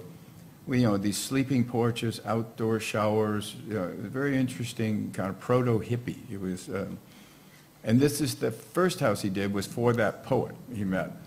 And one of the interesting things that went on with this house for this poet was they, you know, kind of recorded, it ended up being a remodel aesthetic. It was a new building, but they would kind of, their ideas would change as they went along, and they, rather than kind of start over, they would allow it to sort of grow with the ideas. And that was a hugely interesting idea to me. Next. You know, the jump forward, the tradition, I mean, this is myself, my partner, and Joseph Escherick, I mean, sort of in the later part of the, you know, Bay Area tradition. But the Bay Area tradition has always been sort of counter to, it's always been a situated modernism, even as it grew to be modern. Next. You know, it had a certain kind of way in which the environment, you know, and interacting with the environment and the patterns of life, the way people lived, was always as important as the dominant theme of modernism. It was not concerned, and this is, you know, we could go into, you know, Mumford, we could go into that sort of critique. It started a whole kerfuffle across the country between, is there a sort of a Bay Area school, is there a regional modernism, or is modernism, you know? And, but in any event, some of the qualities of it were the, you know, proto-environmentalism, you know, of working with the land and working with the forms in the land and, you know, indoor, outdoor situations. Next. And, you know, extending out a bit further, Schindler in Southern California, they're very experimental socially, too. This is a sort of a commune of 3 families in LA, but that connection to the outside and how the inside is moving out and the outside is moving in, was very much part of, in this case also sleeping on the roof, very, very much part of a revisioning of what California might be and what modernism might be. Next. If that was part of my sort of somewhat formal education, was absorbing that, and it was kind of somewhat accidental, because it was not what's taught in school, but it was what sort of all around us and all around where my studio happened to be. There was the informal. I mean, we're going back, 60s, 70s. I mean, the 70s, there's another part of the world that I occupied when and that was what we called the outlaw builders at the time. And there was, rejecting, I mean, one was utopian groups. I mean, we built domes, and this is all sort of, now it's 50 years, so there are exhibits in California now about what, at the time what we just thought was sort of pirate activity, but now it's the 60s, But in any event, this is a crew, and some of these fellows I still work with on projects, but this is a dome building utopian side, let's solve the problems of the future with technology. Next. But then there was also the sort of, going back and looking back at other models, other times, simpler times, looking at the vernacular architecture. Is that a possible guide? If it's not a dome, is it, what was it in the vernacular? And that's actually me. In the old days, we built projects physically, and we're involved in that engagement. Whether I'd actually be an architect was the whole question. Would you ever get licensed? Who knew? Was that a useful thing? I wasn't sure. But next, and then when I got to school, I could not get a job. It was impossible, and so I did several things that year. I built in construction, and I worked for this, book, which is, back in the Whole Earth catalog. Same folks did this years ago, but they look back at shelter. They're called Wood Butcher Architects, and they were looking back at shelters. Next.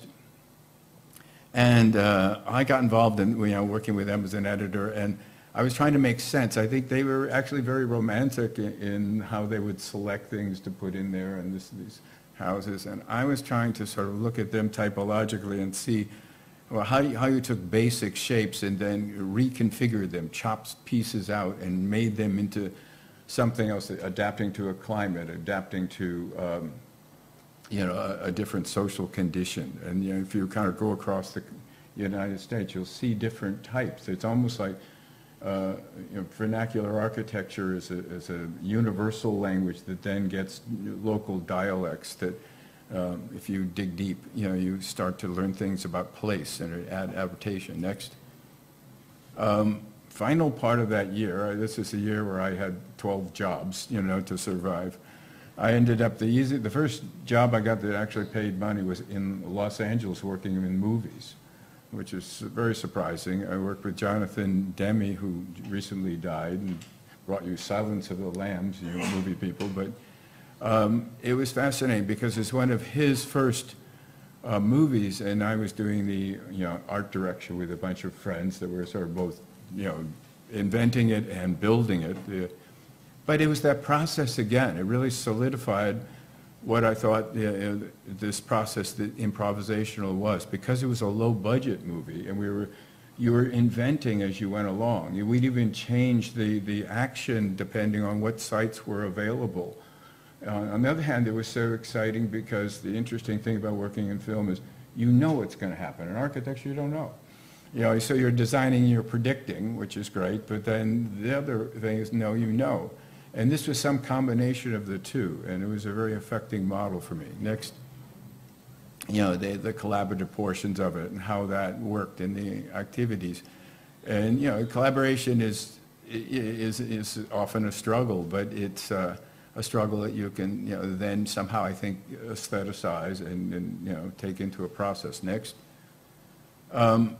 So the guides for us in this, I was asked this morning by one of my colleagues, but how do you take process and bring it into an aesthetic? How does that result in, because a lot of, the social design, frankly, yes, everyone participated, yes, it's all fun, and yes, for at least the first month, everyone likes it, but then is it, 6 months down the road, 5 years down the road, what did you create? Sometimes you're happy with it, sometimes you're not. So is there a way in which you have that idea, like the wall, and then you can adapt it, but you can carry something forward. It has to have an idea. It can't be idealist. So one of our guides has been collage, and how you incorporate bits and pieces of reality into your work, sometimes pieces that you don't want. For us, it bounced back and forth between Sviders on one side, whose collections, he was a real fetishist. I mean, he would collect, bits and pieces, railway tickets, etc., and obviously combine them and had those historical bits collected. But he was really concerned about the aesthetic in the end, would overpaint, make sure that it worked well, aesthetically, and he was pleased. On the other side, you had Rauschenberg, who had a process where he, would, had certain pieces, he'd start to work on a work, and then when he couldn't resolve it or whatever, it was a problem, he said, no, I need something else. He had a system. He'd say, well, I'll go out and I'll go around the block, and I'll solve whatever I'm working on by finding the 6 things around the block. It has to be found around the block. He'd come back, he'd work on the process, and if he couldn't resolve it, he would walk around the block once the other direction, and then it had to be solved with those pieces. I mean, and so it was always a mix. He would always bring chance into it, that you had to bring these coefficient of reality or facticity that you had to deal with. So there was always a plan, but then there was also an accommodation and an improvisational quality. Next. I mean, the other guide for us has been, just vernacular architecture. Like it sort of started with that whole notion of trying to understand, regional types and regional variations and how what they can tell us about places and how people inhabit them. And then sort of the vitality of the solving the same problem, with different means and different technologies. I mean, in this case, I mean, there's an enthusiasm here in this mining tower, but they had no saw. I mean, that's the result of not being able to cut the members. So you know where they go, but you accept the links that they have, and then other times where it's resolved. Next. But also, again, studying more the sort of ways in which regional models and inventiveness environmentally. This is a small town in the Delta near San Francisco. This is a shading of a street. It's a completely unique situation, but you can kind of find these adaptations in a very warm area. Next. So we have a whole catalogs of those. But the other thing that, in the Bay Area was this is an early Esherick project, but in 2 ways, and this has been affected our work, as a way of engaging where it is we work. Because at the core of our work is where we work. It's the socially and or physically where we work. And the projects are going to be showing be houses. So it's kind of simplifying, what it is, our method, and just looking at houses in sites on the land. But whether that's an outdoor room of that type or whether it's working with dominant weather patterns that help you configure your building, both come to play. Next. We've begun to get projects that are at a larger scale. The similar concepts inform them. I'm not going to talk about them. One of the interesting things, this is a sports kind of in West Virginia, sports pavilion for people with varying degrees of physical challenge, not only sort of sport-wise, but also physically within their bodies and their minds, and a way of how do we integrate that in so you can experience the outdoors and outdoor climbing and skills and absorb those things.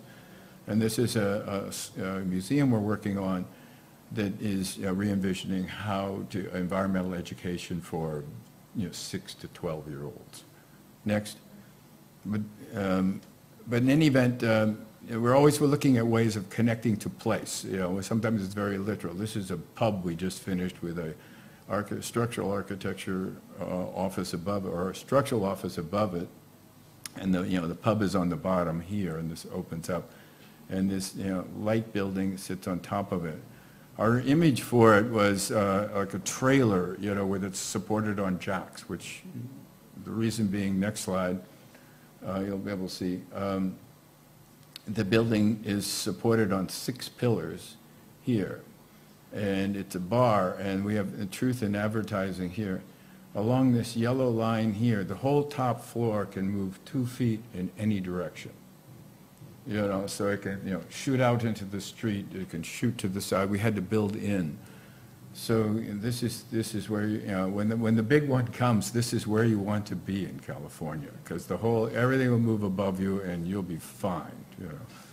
Next. This was you know, my house, and it was my kind of original way of starting to work with this remodel aesthetic, you know, starting with something basic, which we call like found objects, which came from Rauschenberg's notion of the found object that you reinvent. But I had 2 found objects. This, at the time, literally was the least expensive house in Berkeley. It was, you know, 1 garage, you know, 1 room over a garage. And then one of my clients gave me this log, so that's where it started. Next. And it was right on the road. We had 0 setback. There's a tiny lot, but it's a 0 setback. And it opened nothing to the back. It had no connection at all. And in fact, there was a little creek there. In fact, there were some trees. You had to do a little reinvention of nature. But next slide. So this was, you know, the condition there, and we kind of did a vertical tower down, just sort of coming down into the creek. And finally, I wasn't sure what that log would end up being, but the log just ends up here, you know, so I had that. And then you kind of, each floor had an outdoor room, so it's all, you know, building with the outdoors. Next. So you can see that element here, and, you know, this is one of the bedrooms above, and another bedroom here that slips out. But just that whole notion of connecting, you know, building smaller, but connecting and appropriating the outside, which was very much a Bay Area thing. Next. I don't even know why that slide's in there. Anyway, but this is working down. This is at the top level, and then we're going to work down. Next. And, you know, so this is this strange site where you're right on the street, cars are, you know, you can be hit, you know, and then all of a sudden in the back, it's down into this incredible environment. Next. And, you know, there's the bed that slides out into this environment. You know, we sleep out here 6 months a year. It's wonderful. Next. And it's, you know, shot from the back. Next. Next. So it's all centers on the environment and finding ways of connecting to that environment, even in simple projects, and reinventing that silly little house. The other thing, I mean, this is a table that's designed for it, and another idea that kind of follows through, and you'll sort of see, is, you know, wasting nothing, and as much as possible. These are all leftover pieces from the plywood in the house that we used, and I made this is a table with a series of leaves. So, but they all come apart, and so you could reshuffle them at different sizes, but it's always a different design when you put it back together. Next. So finally, we got a big break. This is our first job that we thought we were going to, you know, have our big break, and it was for a well-known family connected to the arts. So we said, oh gosh, so we drive up, and they had heard about our kind of attitude toward remodels and loving them. Well, anyway, this is the house. You know, so we said, can you remodel this house? And it was a really interesting situation, because it was in the midst of these vineyards, and what it had been in the past was you know, farm worker housing. And so what we ended up doing is, you know, liking this bit here, you know, a lot. I mean, because it had these rooms en filade and moved back. Next. So what we did was took that piece there and sort of reinvented it, and then using these techniques like we were talking about, where I kind of learned from the vernacular, pulling and stretching and pushing to reinvent that. And it's very tiny, but they told me, they said, well, the house must be about, well, anyway, 1,200 square feet. But they said, we have parties for 400 people. Well, I'm not sure how that's going to work. But anyway, next. So this is your cover, you're kindly put there. And this is how you get into the house here. And it has probably my most inventive idea for California. You can drive into this place and knock on the front door without getting out of your car. So next. But in terms of collaboration, this was also, we've had a number of artist clients. We've been very lucky in that regard. So this sort of collaborative improvisational issue has played into being sought out by creative people, because they want to have input. So you're really designing a process that's not to overwhelm them, but just to sort of say, show a path or a track, and then invite a dialogue, because they're going to say something sooner or later, so you might have them sooner and be part of the notion. So we are from the very beginning painting the models, pulling them. We work with very little models sometimes, and it's a very kind of physical thing where models lead. Next. And that's just a shot of how that ends up working, pulling these tiny little rooms out, because it's only like 12 feet wide, so every room was out. Next. And then the connection to the vineyards, which were really quite beautiful, but I mean, half the time that's a factory out there with people yelling, and then you want to expand your house and contract it. Next. And this is in their 400-person mode out there. Next. Another idea that we've worked with a lot is obviously environmental issues and how to sort of sustainability. We were part of a very early wave of that and experimenting with different materials. In this case, it was a straw bale. We were working with straw bale. But what I think was interesting about this particular house, we go to the diagram next, was it started very diagrammatically. I mean, we had conversations. Because if there was a prototypical, Furneaux and Hartman house, they would sort of come up with, would be, some bit of shelter, some bit of outdoor, and some piece of the program out there, some way you activated the outside. This was actually a little piece of the kitchen. So you had, the basic building and something out there. And so in this case, we combined 3 of those diagrams, 1, 2, 3, and changed them from living to sort of what we call this is the elbow room, which was everything else, reading and library, and then sleeping, and broke it all apart. But and then accommodated it as it sloped down the site. So you take this basic idea and improvise with the site and the program. Next.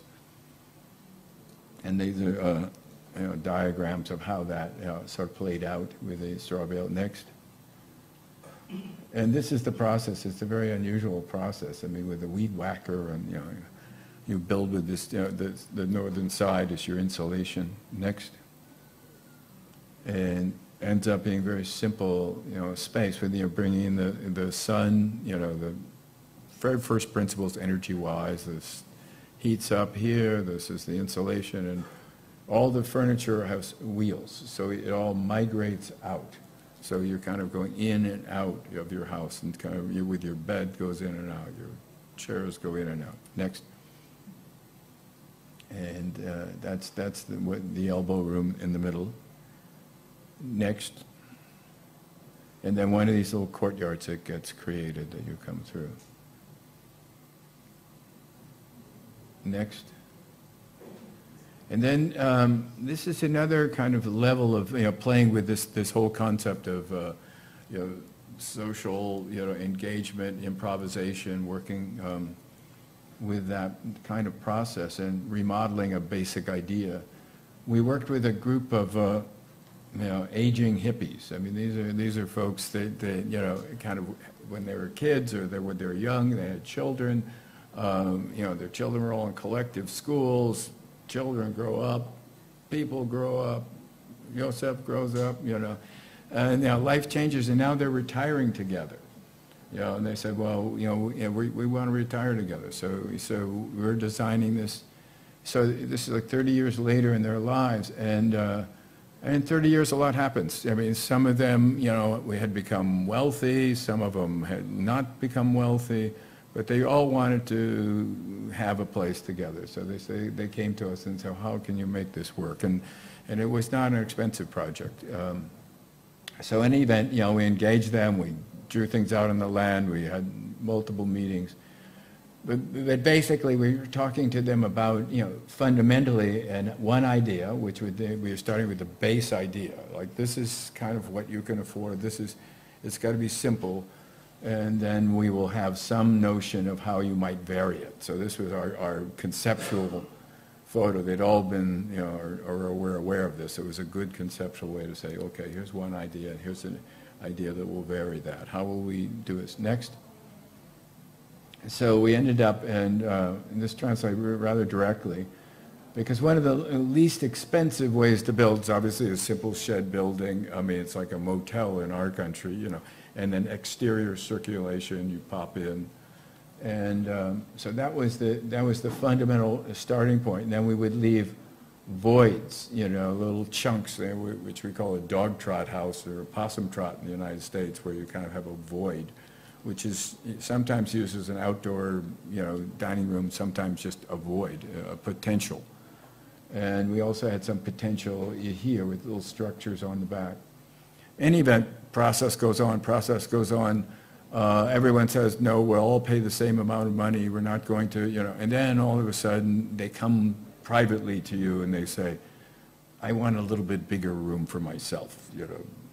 Forget those other people. Yeah, I have a little bit more money. Give me a little extra space. You know, and I go, no, that's not the deal.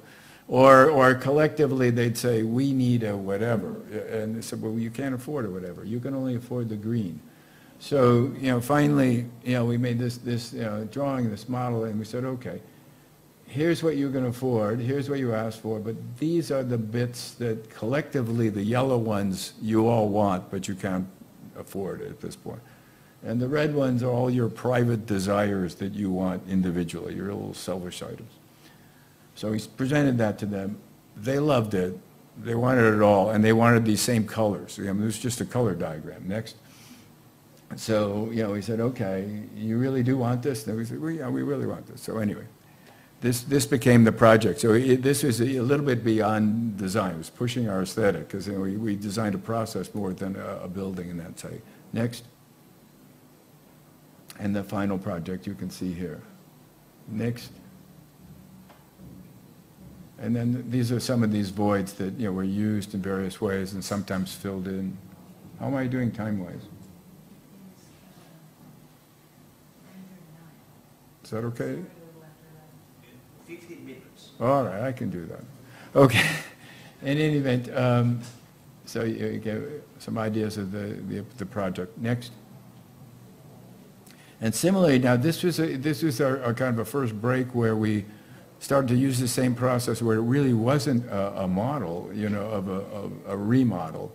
It was, in fact, a new building that we were remodeling in terms of the ideas that we were exchanging with the client. And again, it was kind of sort of a complicated site. I mean, it's steeply sloping, and it has certain issues involved with. And we're saying, okay, we'll start with that as the model. You know, we're going to come out, we're going to do that.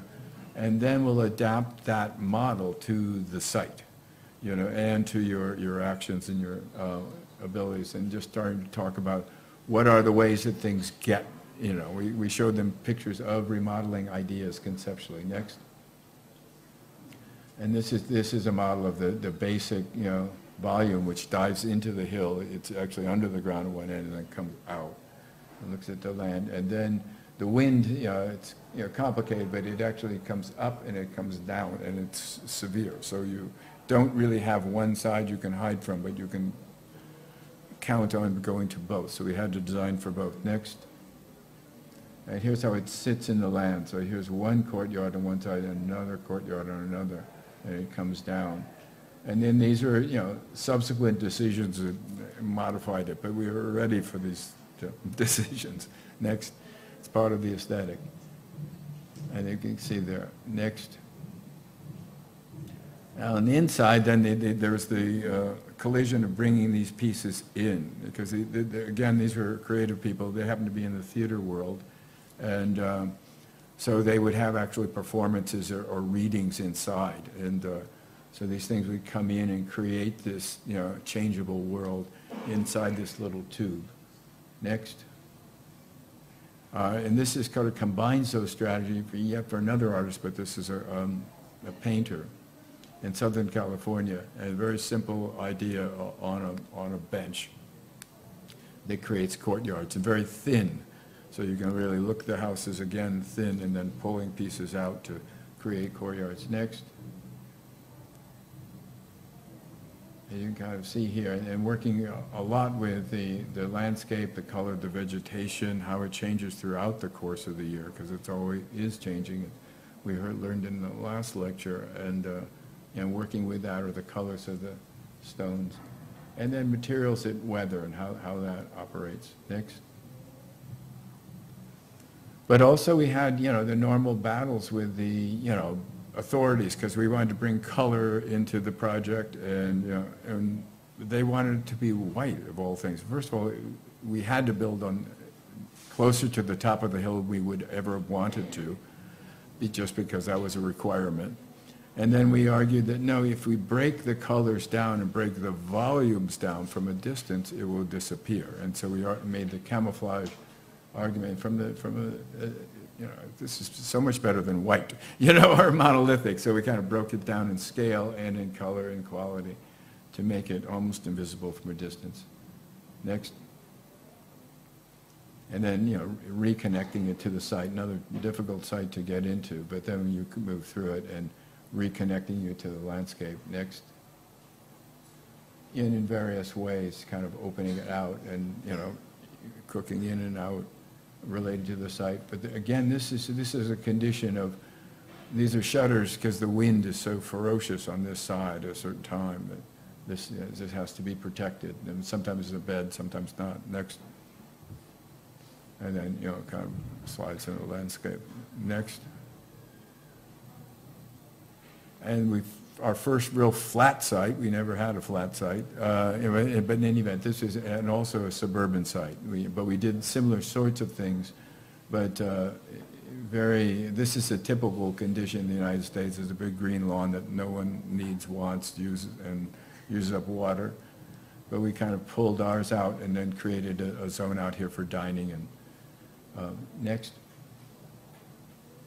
So it was basically ended up being 3 outdoor rooms. So, you know, one at the street, you know, one in the center, and one in the back. So you're always moving in and out, but there's as much space outside as inside.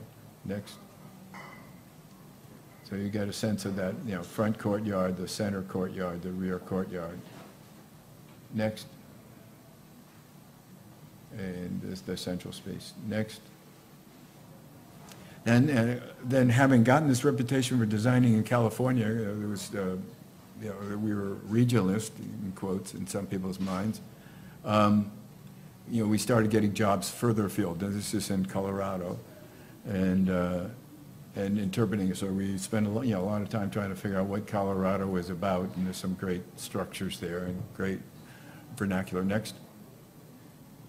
And our first building was this on a site where sometimes, you know, we've had the luxury, again, this is TV people in the entertainment world, of building a first building. We convinced them, you don't know, I mean, because you come with money and you come from the outside and you have all kinds of ideas of what you want. They'd actually started with another architect, came up with something really awful, and then they fired them, and then they wanted us to redo it, and we said, we don't want to touch that, we want to start slower.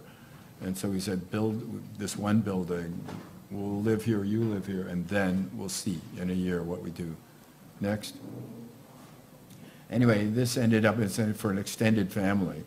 So they end up really liking the site, but also realizing that you could live outside, but because it's an extended family, it ended up being a collection of rooms and buildings where they could live together, you know, comfortably and not bother each other because they're on top of a mountain. If they're all in one little house, that wasn't working, you know, because we tried that in the garage. Next.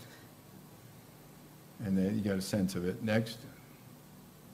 But this was one of the ideas, because they're highly social, you know, and they needed all these space, you know, bedrooms. What if we have? And I said, but you know, what is a bedroom? You know, so we invented, like, this is just the way into the house, but we had a series of beds that are like these little Pullmans, bed 1, bed 2, bed 3. Everybody sort of lives there in a little dorm, you know, so the house can expand, contract, you know, without it becoming huge. Next. And there are sort of towers for looking out at the weather. Next. And, you know, beds that slide out. Next. And then this is another project, and these are very lucky projects you get, but this is for a film person who, there's a woman film director, and we went and we met them. This is in Martha's Vineyard, which is the other side of, it's an island on the other side of our country, in the East Coast. And they invited us there because they thought we knew something about designing to a region. And just as they went through a lot of stories about what they wanted and what they needed, and then they're driving us, you know, to the airport, and then the woman director, you know, shouts to her husband, "We're late already to the airport," you know. So we have to go by this one little town on the way, and he goes, "No, we can't. We don't have time. We got to get out of here." "No, yes, no," and they get into a big fight, you know. So she wins, of course, you know, and so we zoom to this little town, you know, Menemsha. And if you ever saw the movie Jaws, with the, you know, anyway, this is the town. She rushes us to the center of this town. It's, you know, it's a boat, it's water, it's tiny, that's it. And she stands right there and says, "I want none of these buildings, but the space in between them." So that was it. So then we get to the airport, we're gone. Next. So this is the first model we made for them. We started, you know, just sort of saying, well, you know, maybe it is all these little buildings, because they actually had one of the buildings. So we just said, well, we'll just add a few more buildings and collect them around this dock. Next. So it ended up, they liked that idea a lot, and we were working very closely with them. Because an outdoor space there, because of the mosquitoes. You have mosquitoes here. We've discovered this. But in any event, you know, so it's screened porch in the center rather than an outside situation. Next. And then, you know, again, we were just talking about, you know, what are those basic pieces, you know, that are there. I mean, adult room, cooking room, children room, central space, deck outside, and then the decisions that varied on the outside of that. You know, several layers of discussions, you know, that would lead to, you know, a final conclusion. Next. So this would be the central room. Next. Next. And then this one got a little bit out of hand. I mean, I know some people like it, but some people, you know, but anyway, you can see the decisions. This first piece here existed, and these are the other pieces we added to. Next. Last project, this is, you know, we've ended up working more out in the west. This is the Rocky Mountain West. This is our field office in Montana, you know, which is in the mountains. It's a high desert, effectively. It's near Yellowstone Park, if you know California, and the west, and Wyoming. In any event, this is the entire town. Totally, and this is us. This is the grocery store, the hardware store, the meat store. That's the jail, and that's the police there. That's us. Next. You know, lots of myths about what the West is about. We won't need to go into them, but how do you try to understand what the West is? Because the West is an invented. It's as much real as it's invented in people's minds. You know, next. You know, where you can find, I mean, our clients really, this is their ranch, that is them branding. But at the same time, you go to a local bar and you'll find something like this. This is a coin-operated horse. You know, where you sit on this horse and then you put in your money, and then this is a little calf. So this disconnects and rushes ahead, and you rope it before it hits these tables there. So, I mean, this is the West has many kind of permutations and self-interpretations, including destruction derbies. And next, but they're also beautiful, sort of structures, and these start to remind me of the Cristo, but these are snow fences that start telling you where snow stacks up, and the wind is very severe there. So they start interpreting the landscape for you. And then the methods of constructions are very different. These are all just laid flat, Next. And the other thing that kind of you find out in the West is things that you think you move all the time often don't. These trailers will sit forever in a place, and then whole barns and buildings are just moved, Next. So our job was to, have 20,000 acres and find the right place for a house. It was a fun job, but what is the best view? Where is the most access? Where is all of this? So it went on and on. Next. And we rode horses, we camped on the land, next. We sort of used, the local technology. We hold these little sticks and it tells you where the water is. We had water witchers. We used all these methods, but fundamentally we really sat down with the clients and said, what is it that, and we went back through their whole process because it was just too hard. This is too hard. Yes, we identified 12 beautiful sites with different qualities. Next. But, the thing that we didn't sort of investigate was they said, well, what would a farmer do? What would a rancher do? And I said, well, of course, we know that. They already did. They built right next to the road. That's the only place you'd build. It's close environmentally. You stay off of the road. You're close to neighbors, and you already have these old buildings. So we said, let's not build this big building. Let's just revamp these guys, and you live here, you think about it. Next. So that was our notion. We kind of broke through and said, that will do, and that was our epiphany. Next. And you can get a sense of the, we worked with, the colors and the way the temperature variations there are gigantic. It goes from 25 or 30 below zero. I don't know what that is here, but it is cold. Below zero, to 110 above. The swing is huge. So that you're kind of designing buildings to, with the indoor-outdoor, so you're protecting your ability to move in and out and different weather conditions. Next. And this was one of the first buildings we have done now. We've worked there almost 15 years. We worked with this granary to make it occupiable, which is that building there. I'll keep going. Next. And that's sort of the inside of that, keeping some notion of the silos, but also operating it so we could ventilate and bring in air into that. Next. And, smaller, humbler buildings like that we remodeled, and other ones. Next. And kind of working with old and new. Not sort of, going back, but just sort of saying, no, we want the two to coincide, and sort of resonate together, the old and the new. Next. And then finally they said we do want buy the big house. We know, but they knew that now they wanted to have that be on the road right there. And forget going into the rest of the land is to go ride on a horse and be right here as part of this compound. Next. So this is the new building we added, and we were worried about it changing the scale or the quality of these original ones that we had worked on. So we worked with some local typologies. Next. And then this is one of the kind of structures you'll find there. Just a large structure creating shade, and also in the winter, so you can move in and out. It's a big umbrella. Next. And then clearly, and ventilation strategies are really quite clear. So we were working with that, and then some of the granary structure, which is layering wood. Next.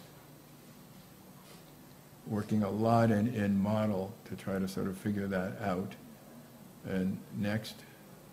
But then this is that ventilation model that we worked out, and then this is the edge condition that shades it and also allows you to operate in the winter when it's snow is all around you. It can be very difficult. Next. and then little elements. These walls actually sort of breathe because it's often heated just by wood. It's very well insulated. But then the wood, you have to create paths for the wood the air to move through the house and then recycle it back down. Next. And then this is this edge condition. Next. That's the final house there for that one. Next. And then this is the smallest building we did for them was their outhouse. And we kind of reworked that. Next. And one of the things in redoing it, because we made it into a chemical toilet, and redoing it, we were taking out the old toilet seat here. But I sort of fell in love with this old toilet seat because all these shapes were so individual. I mean, there's a very tiny one there, and then there was a, sort of, larger one there, and then this one here. And I asked everyone, and I said, well, why three, and why right next to it? And they said, oh, well, you fill this one up, you fill this one up, you fill. I said, no, they're very different. These are different people, And but the simple notion, in truth, is it's so cold there when you had an outhouse that you would go as a family. I mean, that's when I found out you would never send your child out. You wouldn't, and so you would all go and use the lavatory. So I said, I can't throw that out. So what I did was I made it into a light fixture. So now the toilet is down here, but the light comes through there. So that was our last little project for them. Thank you.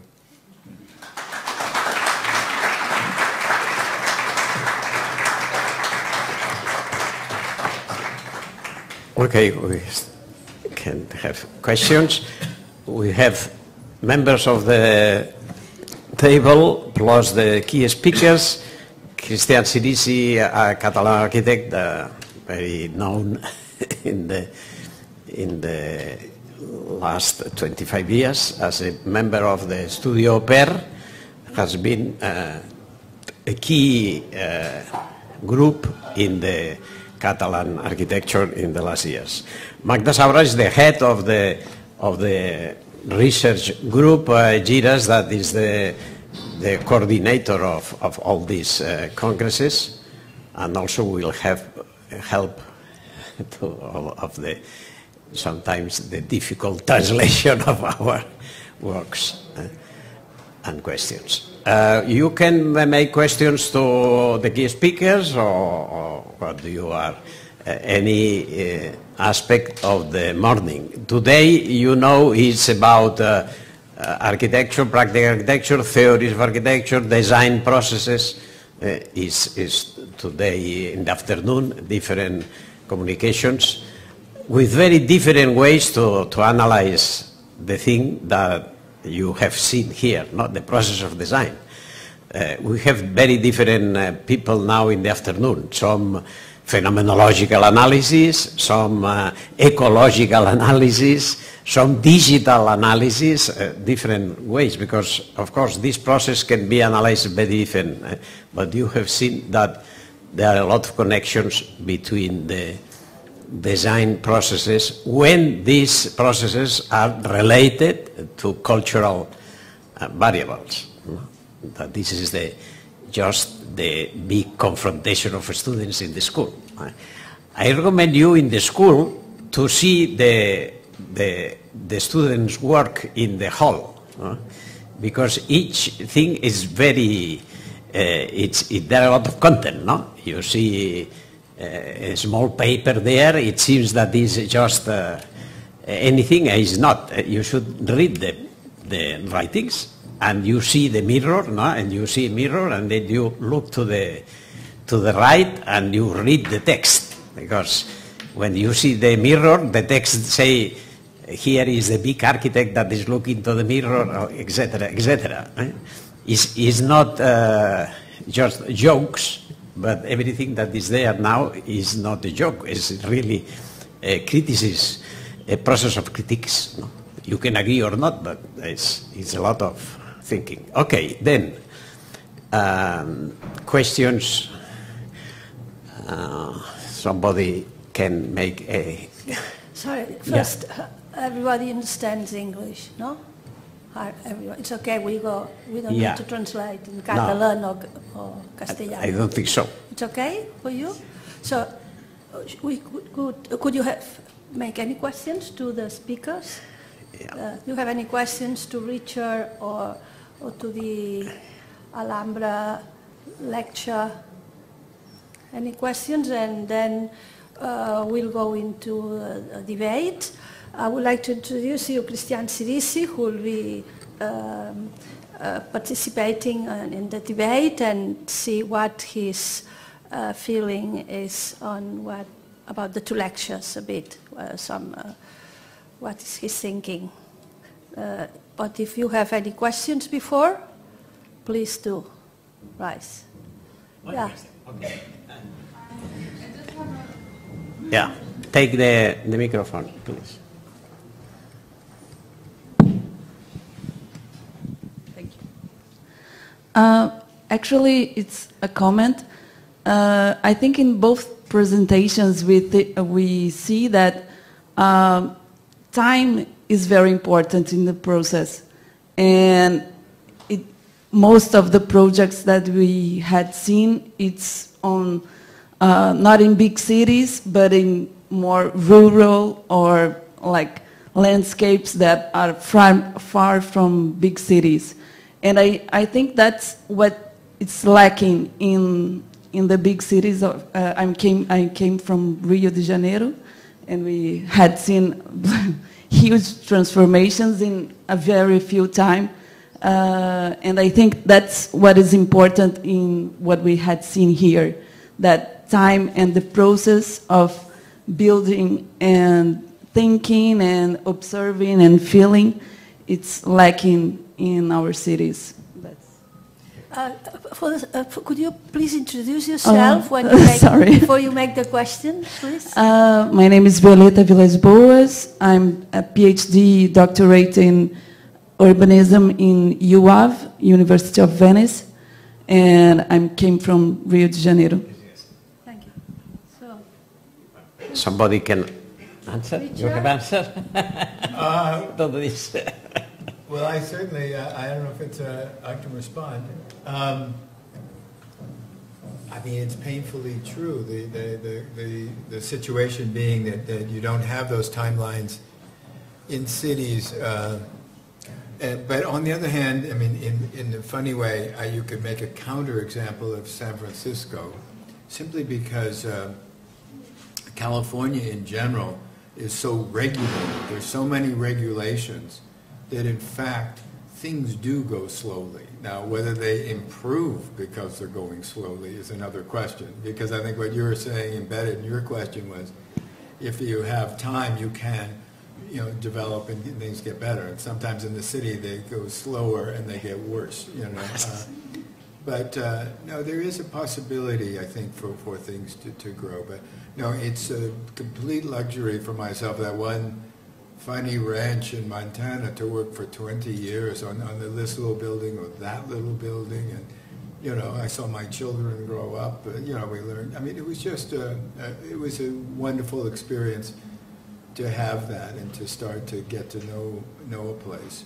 I suppose you can. I mean, my notion of that improvisational process is that even in a shorter time span, if you kind of record or you have your idea and then you record the decisions, you can get that kind of overtime quality. I mean, a very different kind of work that we did was working in New York for a big media company, MTV, believe it or not, and very different, so we did an entire huge project in a year and a half, but and it was so complicated, but we were able to just kind of, rather than have one idea, we had kind of an idea, then we layered on that idea, so it got a certain richness by, even though it's a shorter period of time, but simply by the fact that the process allowed for what we called a baggy concept. If the concept is baggy enough, you can still then accommodate and get a certain richness. So That's all I have to say. I'd like to say something. I'm sorry. In connection a little bit with your answer to the question has been posed to you, Richard, and also a few days ago, when I knew that maybe you have to say something around your work, you and Juan Ramon Santos' work, I read an interview that they give to you. And in that interview, you said that now, almost for the architects, only the only ground or the only projects where they can work are basically the private homes, because the big commissions all are directed, basically are controlled by entrepreneurs. That's a great change. Has been Controlled by what? Entrepreneurs, developers. Recently, at least in Spain, I think in your country has been different has been like that for many time, for long ago. But at least in Spain and mainly in Catalonia, now most of the works are controlled by the developers. The developers it's a sort of new profession that is the intermediate in between the client and the architect. Yeah. And the aim or the goal of the developer is not the quality of architecture or the needs of the client. Their goal is just to fulfill a contract that has been signed in between the client and the architect, and to get done this contract, and to fulfill this contract in the less time possible, just to invest less money, and at the minimum price possible. And that has changed completely. They don't care anything about architecture. And this has been a great change. Fortunately, I think that the tools we architects have now, from the point of technological abilities, and also the possibility to make the constructors, the builders, to build things with the same precision than the big industrials, but doing it by almost handmade, because they have the tools. And now many suppliers have the tools to do very precise work, even better than the industrial that produce some mass product. That now is the possibility for the architects that when they deal with a private client directly, without the developer intervention, that to get the same quality or even better quality than developers. That, I think, it's a great situation. It happens the same thing. For example, something that it was not possible before. For example, I had very recently the experience to build, just to work on a swimming pool on what they call the beach, around a very big swimming pool. This, or you use a material that already exists for industrial, but you cannot change very much what they produce. And they produce just in the colors they want, with the sizes they produce, and it's not any possibility. But now, there are people that manufacturers, little manufacturers, they have precise ovens, they find the compressing machine, and you can control size, color, and even introduce the use, for example, robots, just to sign things over that well, it doesn't cost anything. That has not this possibility for the people who make it industrial in an industrial way, because they have to produce many copies, exactly copies one to each other. And now these people can produce just very customized products, because the new industry allows it. So that's, I think it's of course very difficult that the architects will have access to the big projects, because, well, it's another effort. But on the other hand, for the people who just concentrate in maybe more private projects, we have the opportunity to offer to our clients even better quality than could be produced by the developers. I don't know if that have explained me very well, but... Yeah, I see, you mean the old craftsmanship, the arts and crafts. You were mentioning precedents of Maybach for your case. The arts and crafts, with new technologies, with the new technology that craftsman can work today. He's particularly referring, his client of the swimming pool is a great ceramist, a pot, Catalan artist, Comellas. So he saw how precisely he's working in the oven to get the kiln. With the computer, he can measure how it's baking, the clay inside.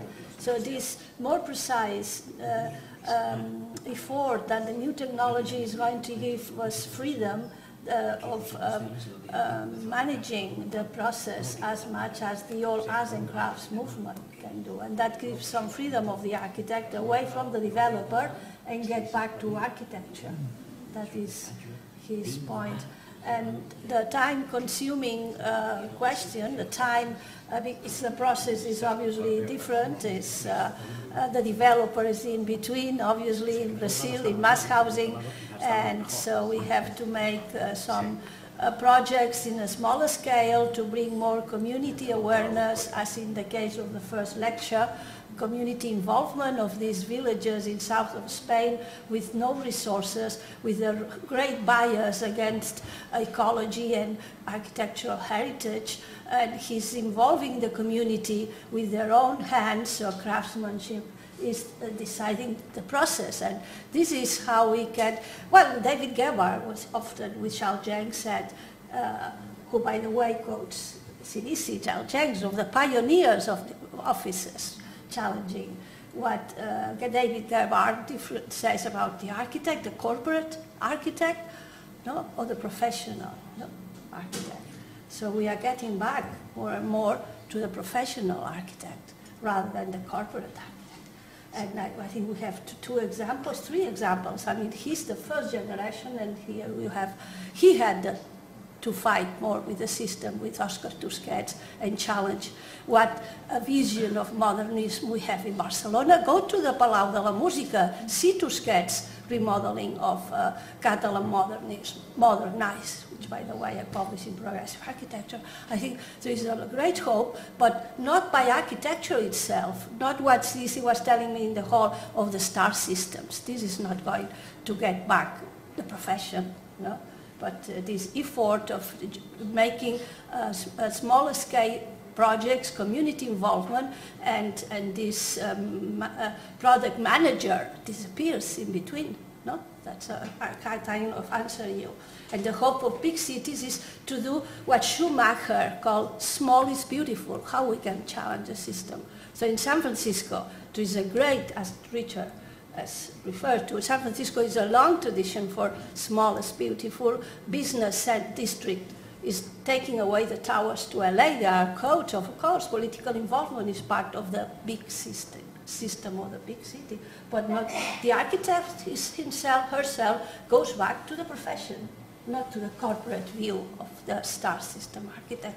Well, I'd like to say one thing. I mean, an optimistic experience I had that I think in a way delivers the possibilities of a private residence of the kind of attention to site specificity and control was, and I don't know how many of you are aware of this, but there's a great book that describes it, but is the program, and it's the government that could help, but it's the program in Norway for rest stops. Do you know this?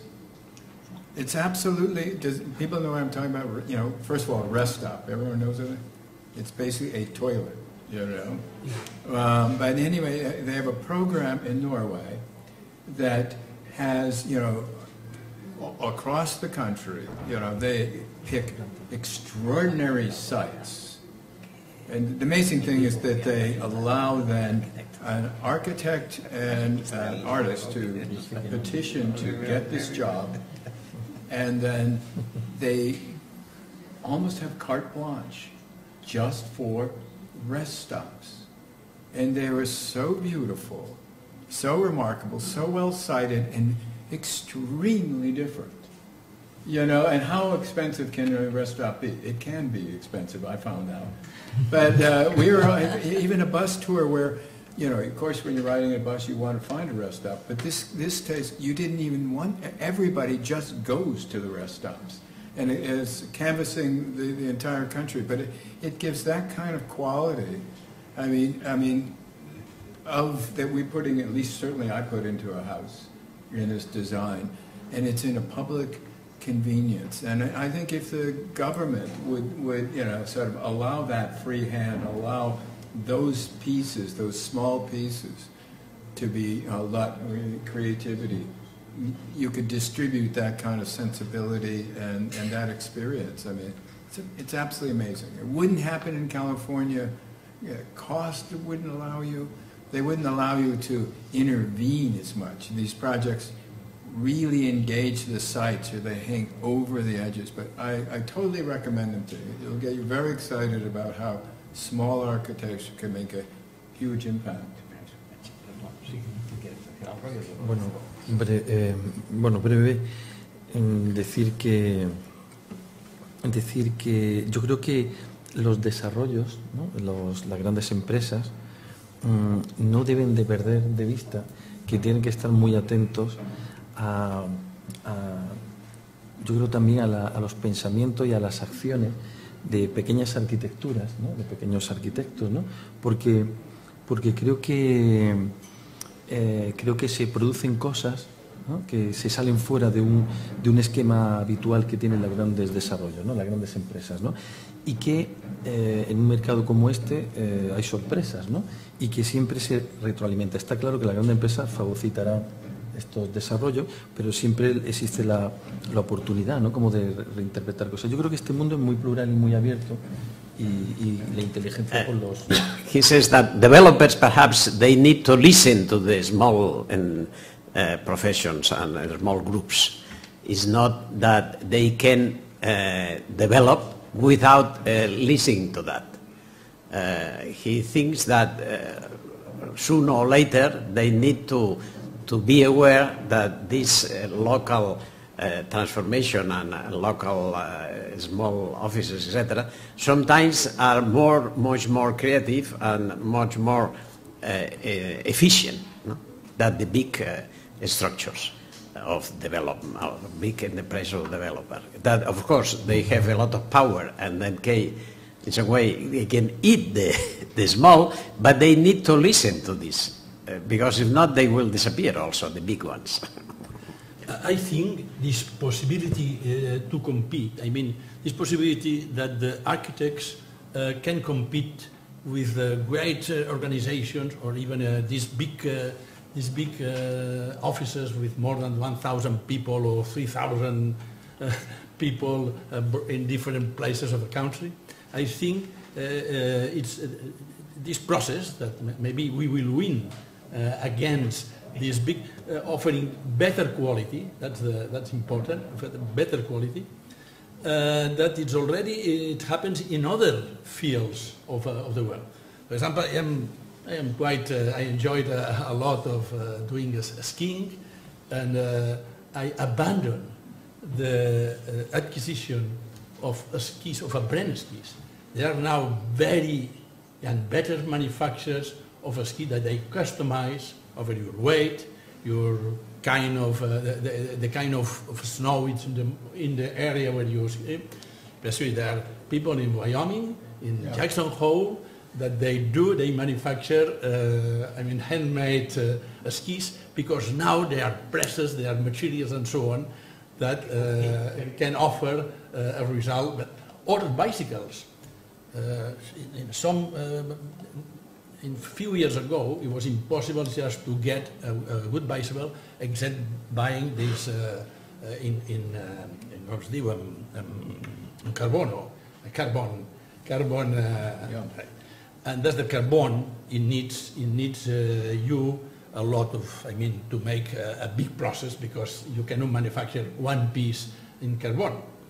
But now there are also developers, some handmade bicycles, exactly to adapt it to your size and so on, that make it in steel, but in very treated, and with careful crafted and so on, that are with a better result bicycle than the others one they can offer. And you can choose your color, you can choose exactly your size, your conditions of riding a bicycle. Some people like to go like that, some other people like to go more press, and so on. I think it is exactly happening in architecture, in construction. It's a esperanza, como es digo això? It's a hope that really we have no lost this war against these big offices with thousands and thousands of people. Okay, that's some comment on that. More comments on the professional or the professionist? You agree with the optimistic? What's that they show? Yeah, Ole, should say something, because they talk about Norway, everybody. Thank you. My name is Ole Møystad. I'm a professor of architecture at Norwegian University of Science and Technology. So I'm familiar with the tourist roads. And I just want to put a question to you, because obviously the tourist roads are sort of a beacon of hope in a dire situation for our architectural environments, and of course the crafts level and the small production. We have microbreweries, we have crafted bicycles, skiing, these things. On the other end of it,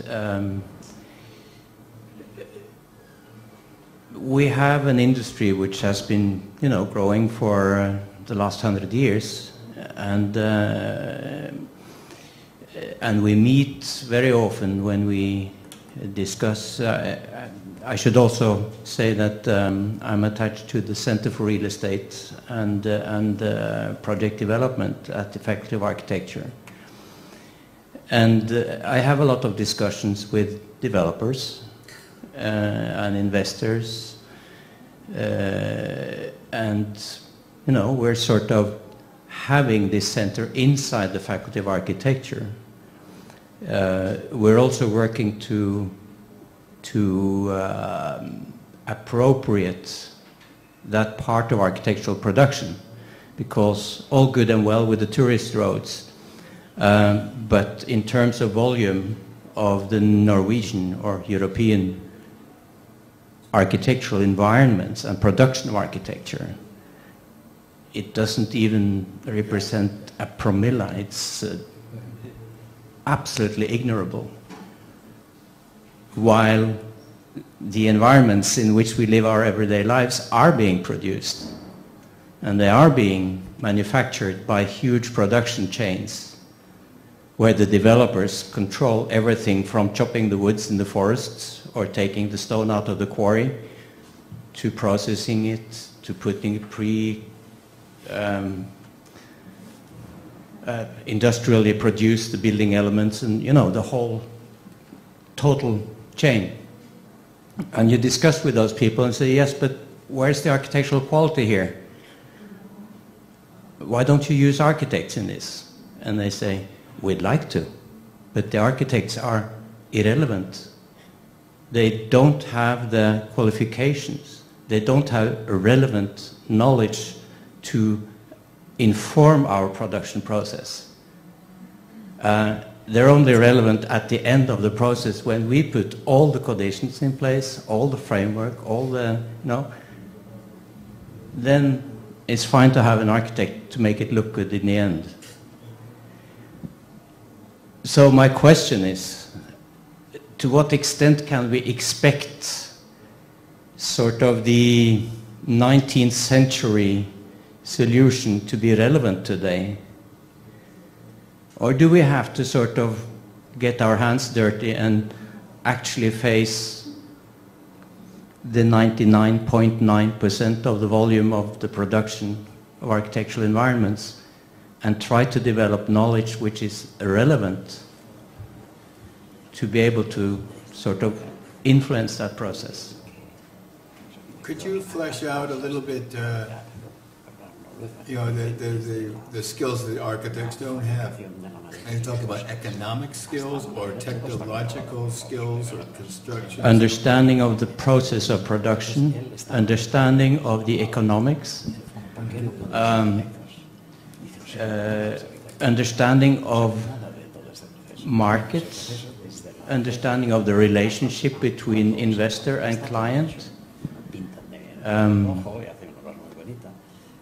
understanding of the architectural, the work of architecture, as including its timeline, from the conception of it, from the need for it, from the developing of all the systems that go into an object, and then the process of use afterwards, the whole lifespan of the object. While, for instance, the tourist roads are a production of very beautiful small artifacts, Right. things, but they don't intervene in social life or in, they're sort of existing. The wonderful thing about them is that everyone can use them Yes. and engage them. So Yep. that's the brilliance of that, like whether that's a bus station or those public Toilets. or even other public things in the city. I mean, if you have those hubs, those transit hubs, those things, there is a possibility, and that's the point of it. But no, you're absolutely right. It's not a critique against those things. Yeah. Understand me right. They are superb. Yeah. But my question is about the other 99.99% of the... But are you saying that in your school, there is embedded a real estate group in the architecture school? Yes. Well, how is it working? We're struggling to work with architecture students. Let's say one of the challenges is that we tend to get more lawyers and engineers as students in those courses. But my courses are sort of literally embedded directly in the architectural education. Mm-hmm. So this fall I will be working with housing designers, and we will be working on, regular housing design, but with an integrated group of students who will be working on development strategy, on a financial concept, trying to simulate, so to speak, that challenge between the traditional architect and the developer. We'll see how it works, but this is where we are working, yeah. But I think the inversion of that whole question is that maybe in the business school and the law school, you need to have embedded in their education some understanding of aesthetics and quality, and that at that side we need education.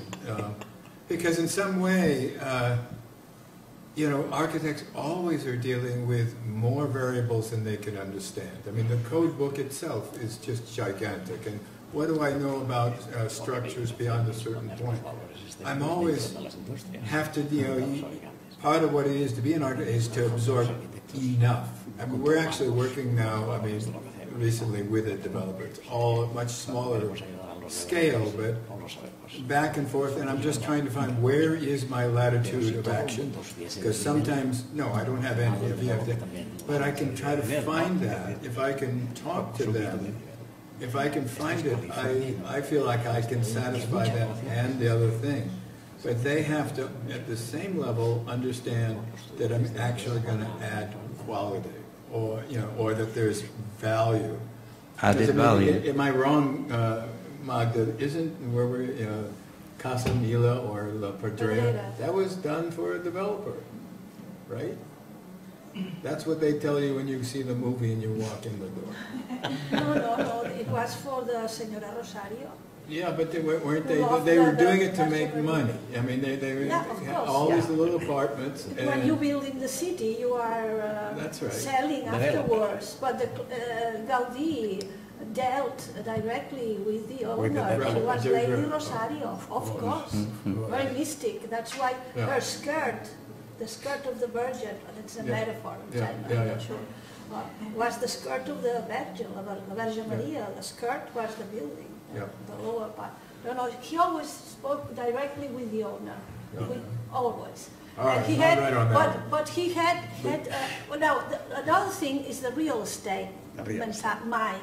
Yeah. His clients, Gaudí's clients, Way was a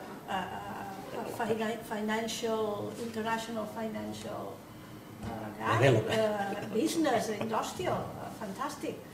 You don't have to give him lessons about management and building, but he trusts completely Gaudí's process because he tried to understand architecture. He wanted to. It's like Cosimo de' Medici.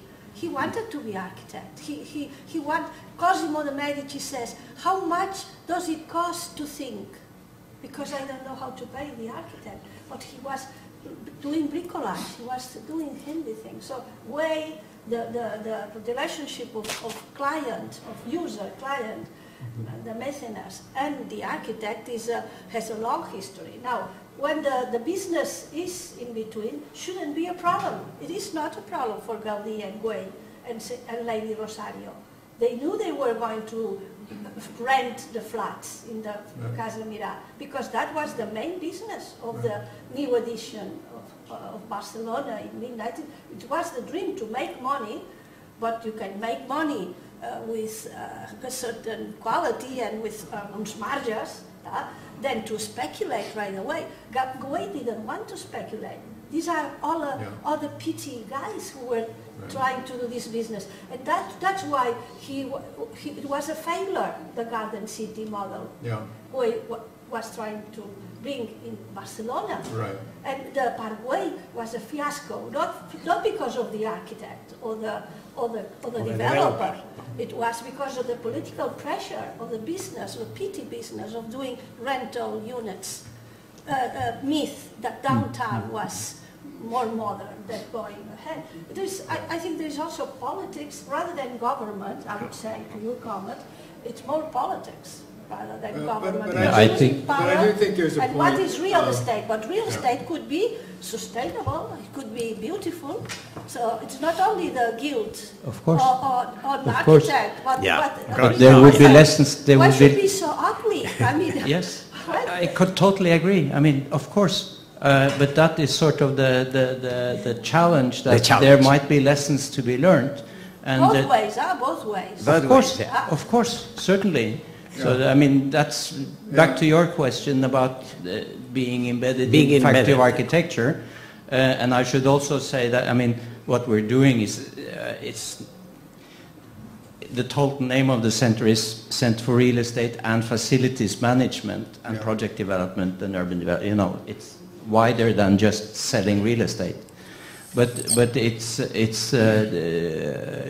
of course, one of the challenges there is the added value thing, no? To understand what is sort of the value of good architecture. I have a funny story about this. I mean, that has to do with it educating the developer or the client mind, and because when I was working, I mentioned I work for MTV. Everyone knows what that is, right? Yeah. But in any event, it's a big corporation, obviously gigantic corporation, and it happened to be Nickelodeon is a part of that. That's for children's whatever.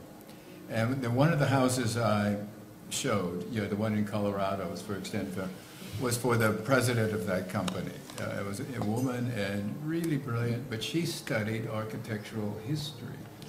And that was kind of embedded, and so she was a great client. And then back, bingo, New York. She said, we're redoing our headquarters. I should interview for it. Well, we interviewed, and then we won, and then they took it away because they wanted a corporate person. They said, but it wasn't fair. He was, so I had to interview 3 times. Finally, I got the job, or we got the job. Okay, so then the next thing was the fee, and then it was New York, and it was competitive and everything else, and they go, okay. They pay you by the square foot, I mean, how many square meters, you do. And it was just a nothing fee. I mean, they're also trying to sink me, because when I was in California in a tiny office, and the woman who hired me said, well, how can you be more expensive than anyone else in New York? And, you're the tiny little, so, well, it takes time, it takes time to do this. And they go, no, it's only so much, and it's just like salami. I mean, but they believe, I mean, this was the corporate side of MTV that runs the real estate branch, says this is how much architecture is worth. It's not worth a nickel more, because you'll do it for that, or you'll do it for that. So what do you have to offer? Why you?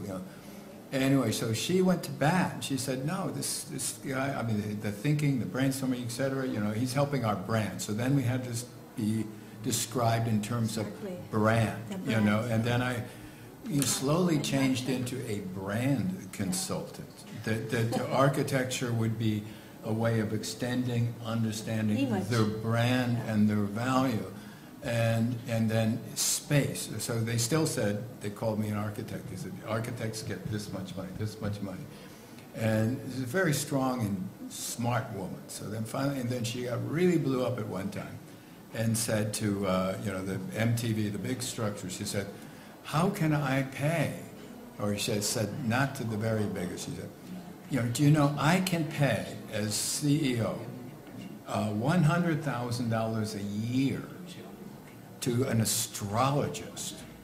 Astrologist, right? I mean, the stars or whatever it is. An astrologist as a business consultant.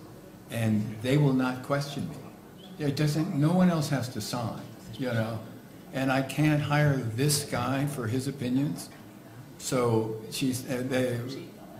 no answer to that. She said, okay, so I became a spaceologist. And as a spaceologist, they could pay me a huge amount of money. So we would just do the planning as architects, and then I was a spaceologist, because spaceologists, I extended their brand, I made money for everybody, and they paid me, it worked well. So spaceology, I think, is part of the answer. Wonderful. I think you need to challenge the limits of the traditional role of the architect, that's all, and the architect has to be open and willing to, put on the jacket. Be introduced as a spaceologist. Take on the role of spaceologist. Yeah. Then you see that we have a very nice dialogue between California and Noruega. No, in Norway that is not by chance that this is done. No, because there are a lot of relations, even students relations with. Sí. Y aquí acabaremos, a ver, pero Domingo quiere decir algo. Solo un comentario a esto, y es que hace un par de años estuve en Múnich, en Alemania. Yo creo que esto es un tema también de países, digamos, desarrollados, ¿no? Este planteamiento es muy típico de países desarrollados. Y se llegó a plantear la cosa ilógica en la Escuela de Arquitectura de Múnich, ante la revisión de la universidad, llegó a plantear de que había que eliminar los estudios de arquitectura, que no eran necesarios los estudios de arquitectura porque había ingeniería, había arte, había ingeniería, entonces que para qué no eran necesarios los arquitectos, porque ya la industria resolvía los problemas técnicos y lo que hacía falta era un técnico que los ensamblara, y que ese no era el arquitecto. Se llegó a plantear esto, ¿no? Entonces yo creo que había una frase de Álvaro Siza, maestro en todo para mí, que decía: el arquitecto es un mal necesario. Yo creo que hace falta, yo creo que los arquitectos son un mal necesario para la industria. Explica, he was discussion in Munich, he was there in the Polytechnic in Munich that decided to eliminate the architects because they are not necessary. Because engineer, that you have the industrial process is going well without them. And then he quoted a phrase of Álvaro Siqueira that this is necessary bad thing, the architect. It's necessary, it's a bad necessary. Because, of course, then the discussion was that was a person there completely asymmetric, completely useless. And but in relation that he said that perhaps this discussion is especially important in very developed countries, no? Very developed countries, this is a very important question. In the others, the situation is perhaps different. But he agreed with the possibility that there is a role of the architects inside this huge enterprise that perhaps is still improved, no? It's necessary to improve this role, exists the role, no? And here Fernand talks about something. But the last word... CDC, no? Well, yes. No, what I want to say is if I am optimistic, pro-architects, about this sort of fight that is in between architects and developers, I think it's not because I hope that the architects are going to control all the process and the developers are going to disappear. My question is, I am very optimistic about the possibility of work of architects because I think now the industry offers to architects the possibility to bet better things than the supplier, either the developers can do. It just does. And also, I think it's the work of these architects, a little bit handmade architects, that can really help to develop what developers later will introduce to their work. So in a certain way, the only possibility to make, the only possibility to make research is not through the developers. People who, in the construction world, the people who make research are these architects that can work in this sort of handmade process. And that's now it's possible. With the new technologies. Thanks to the new technologies, no? Yeah, that's the technology they offer now and the... More individual, scientific, technical, creative work. It's emerging.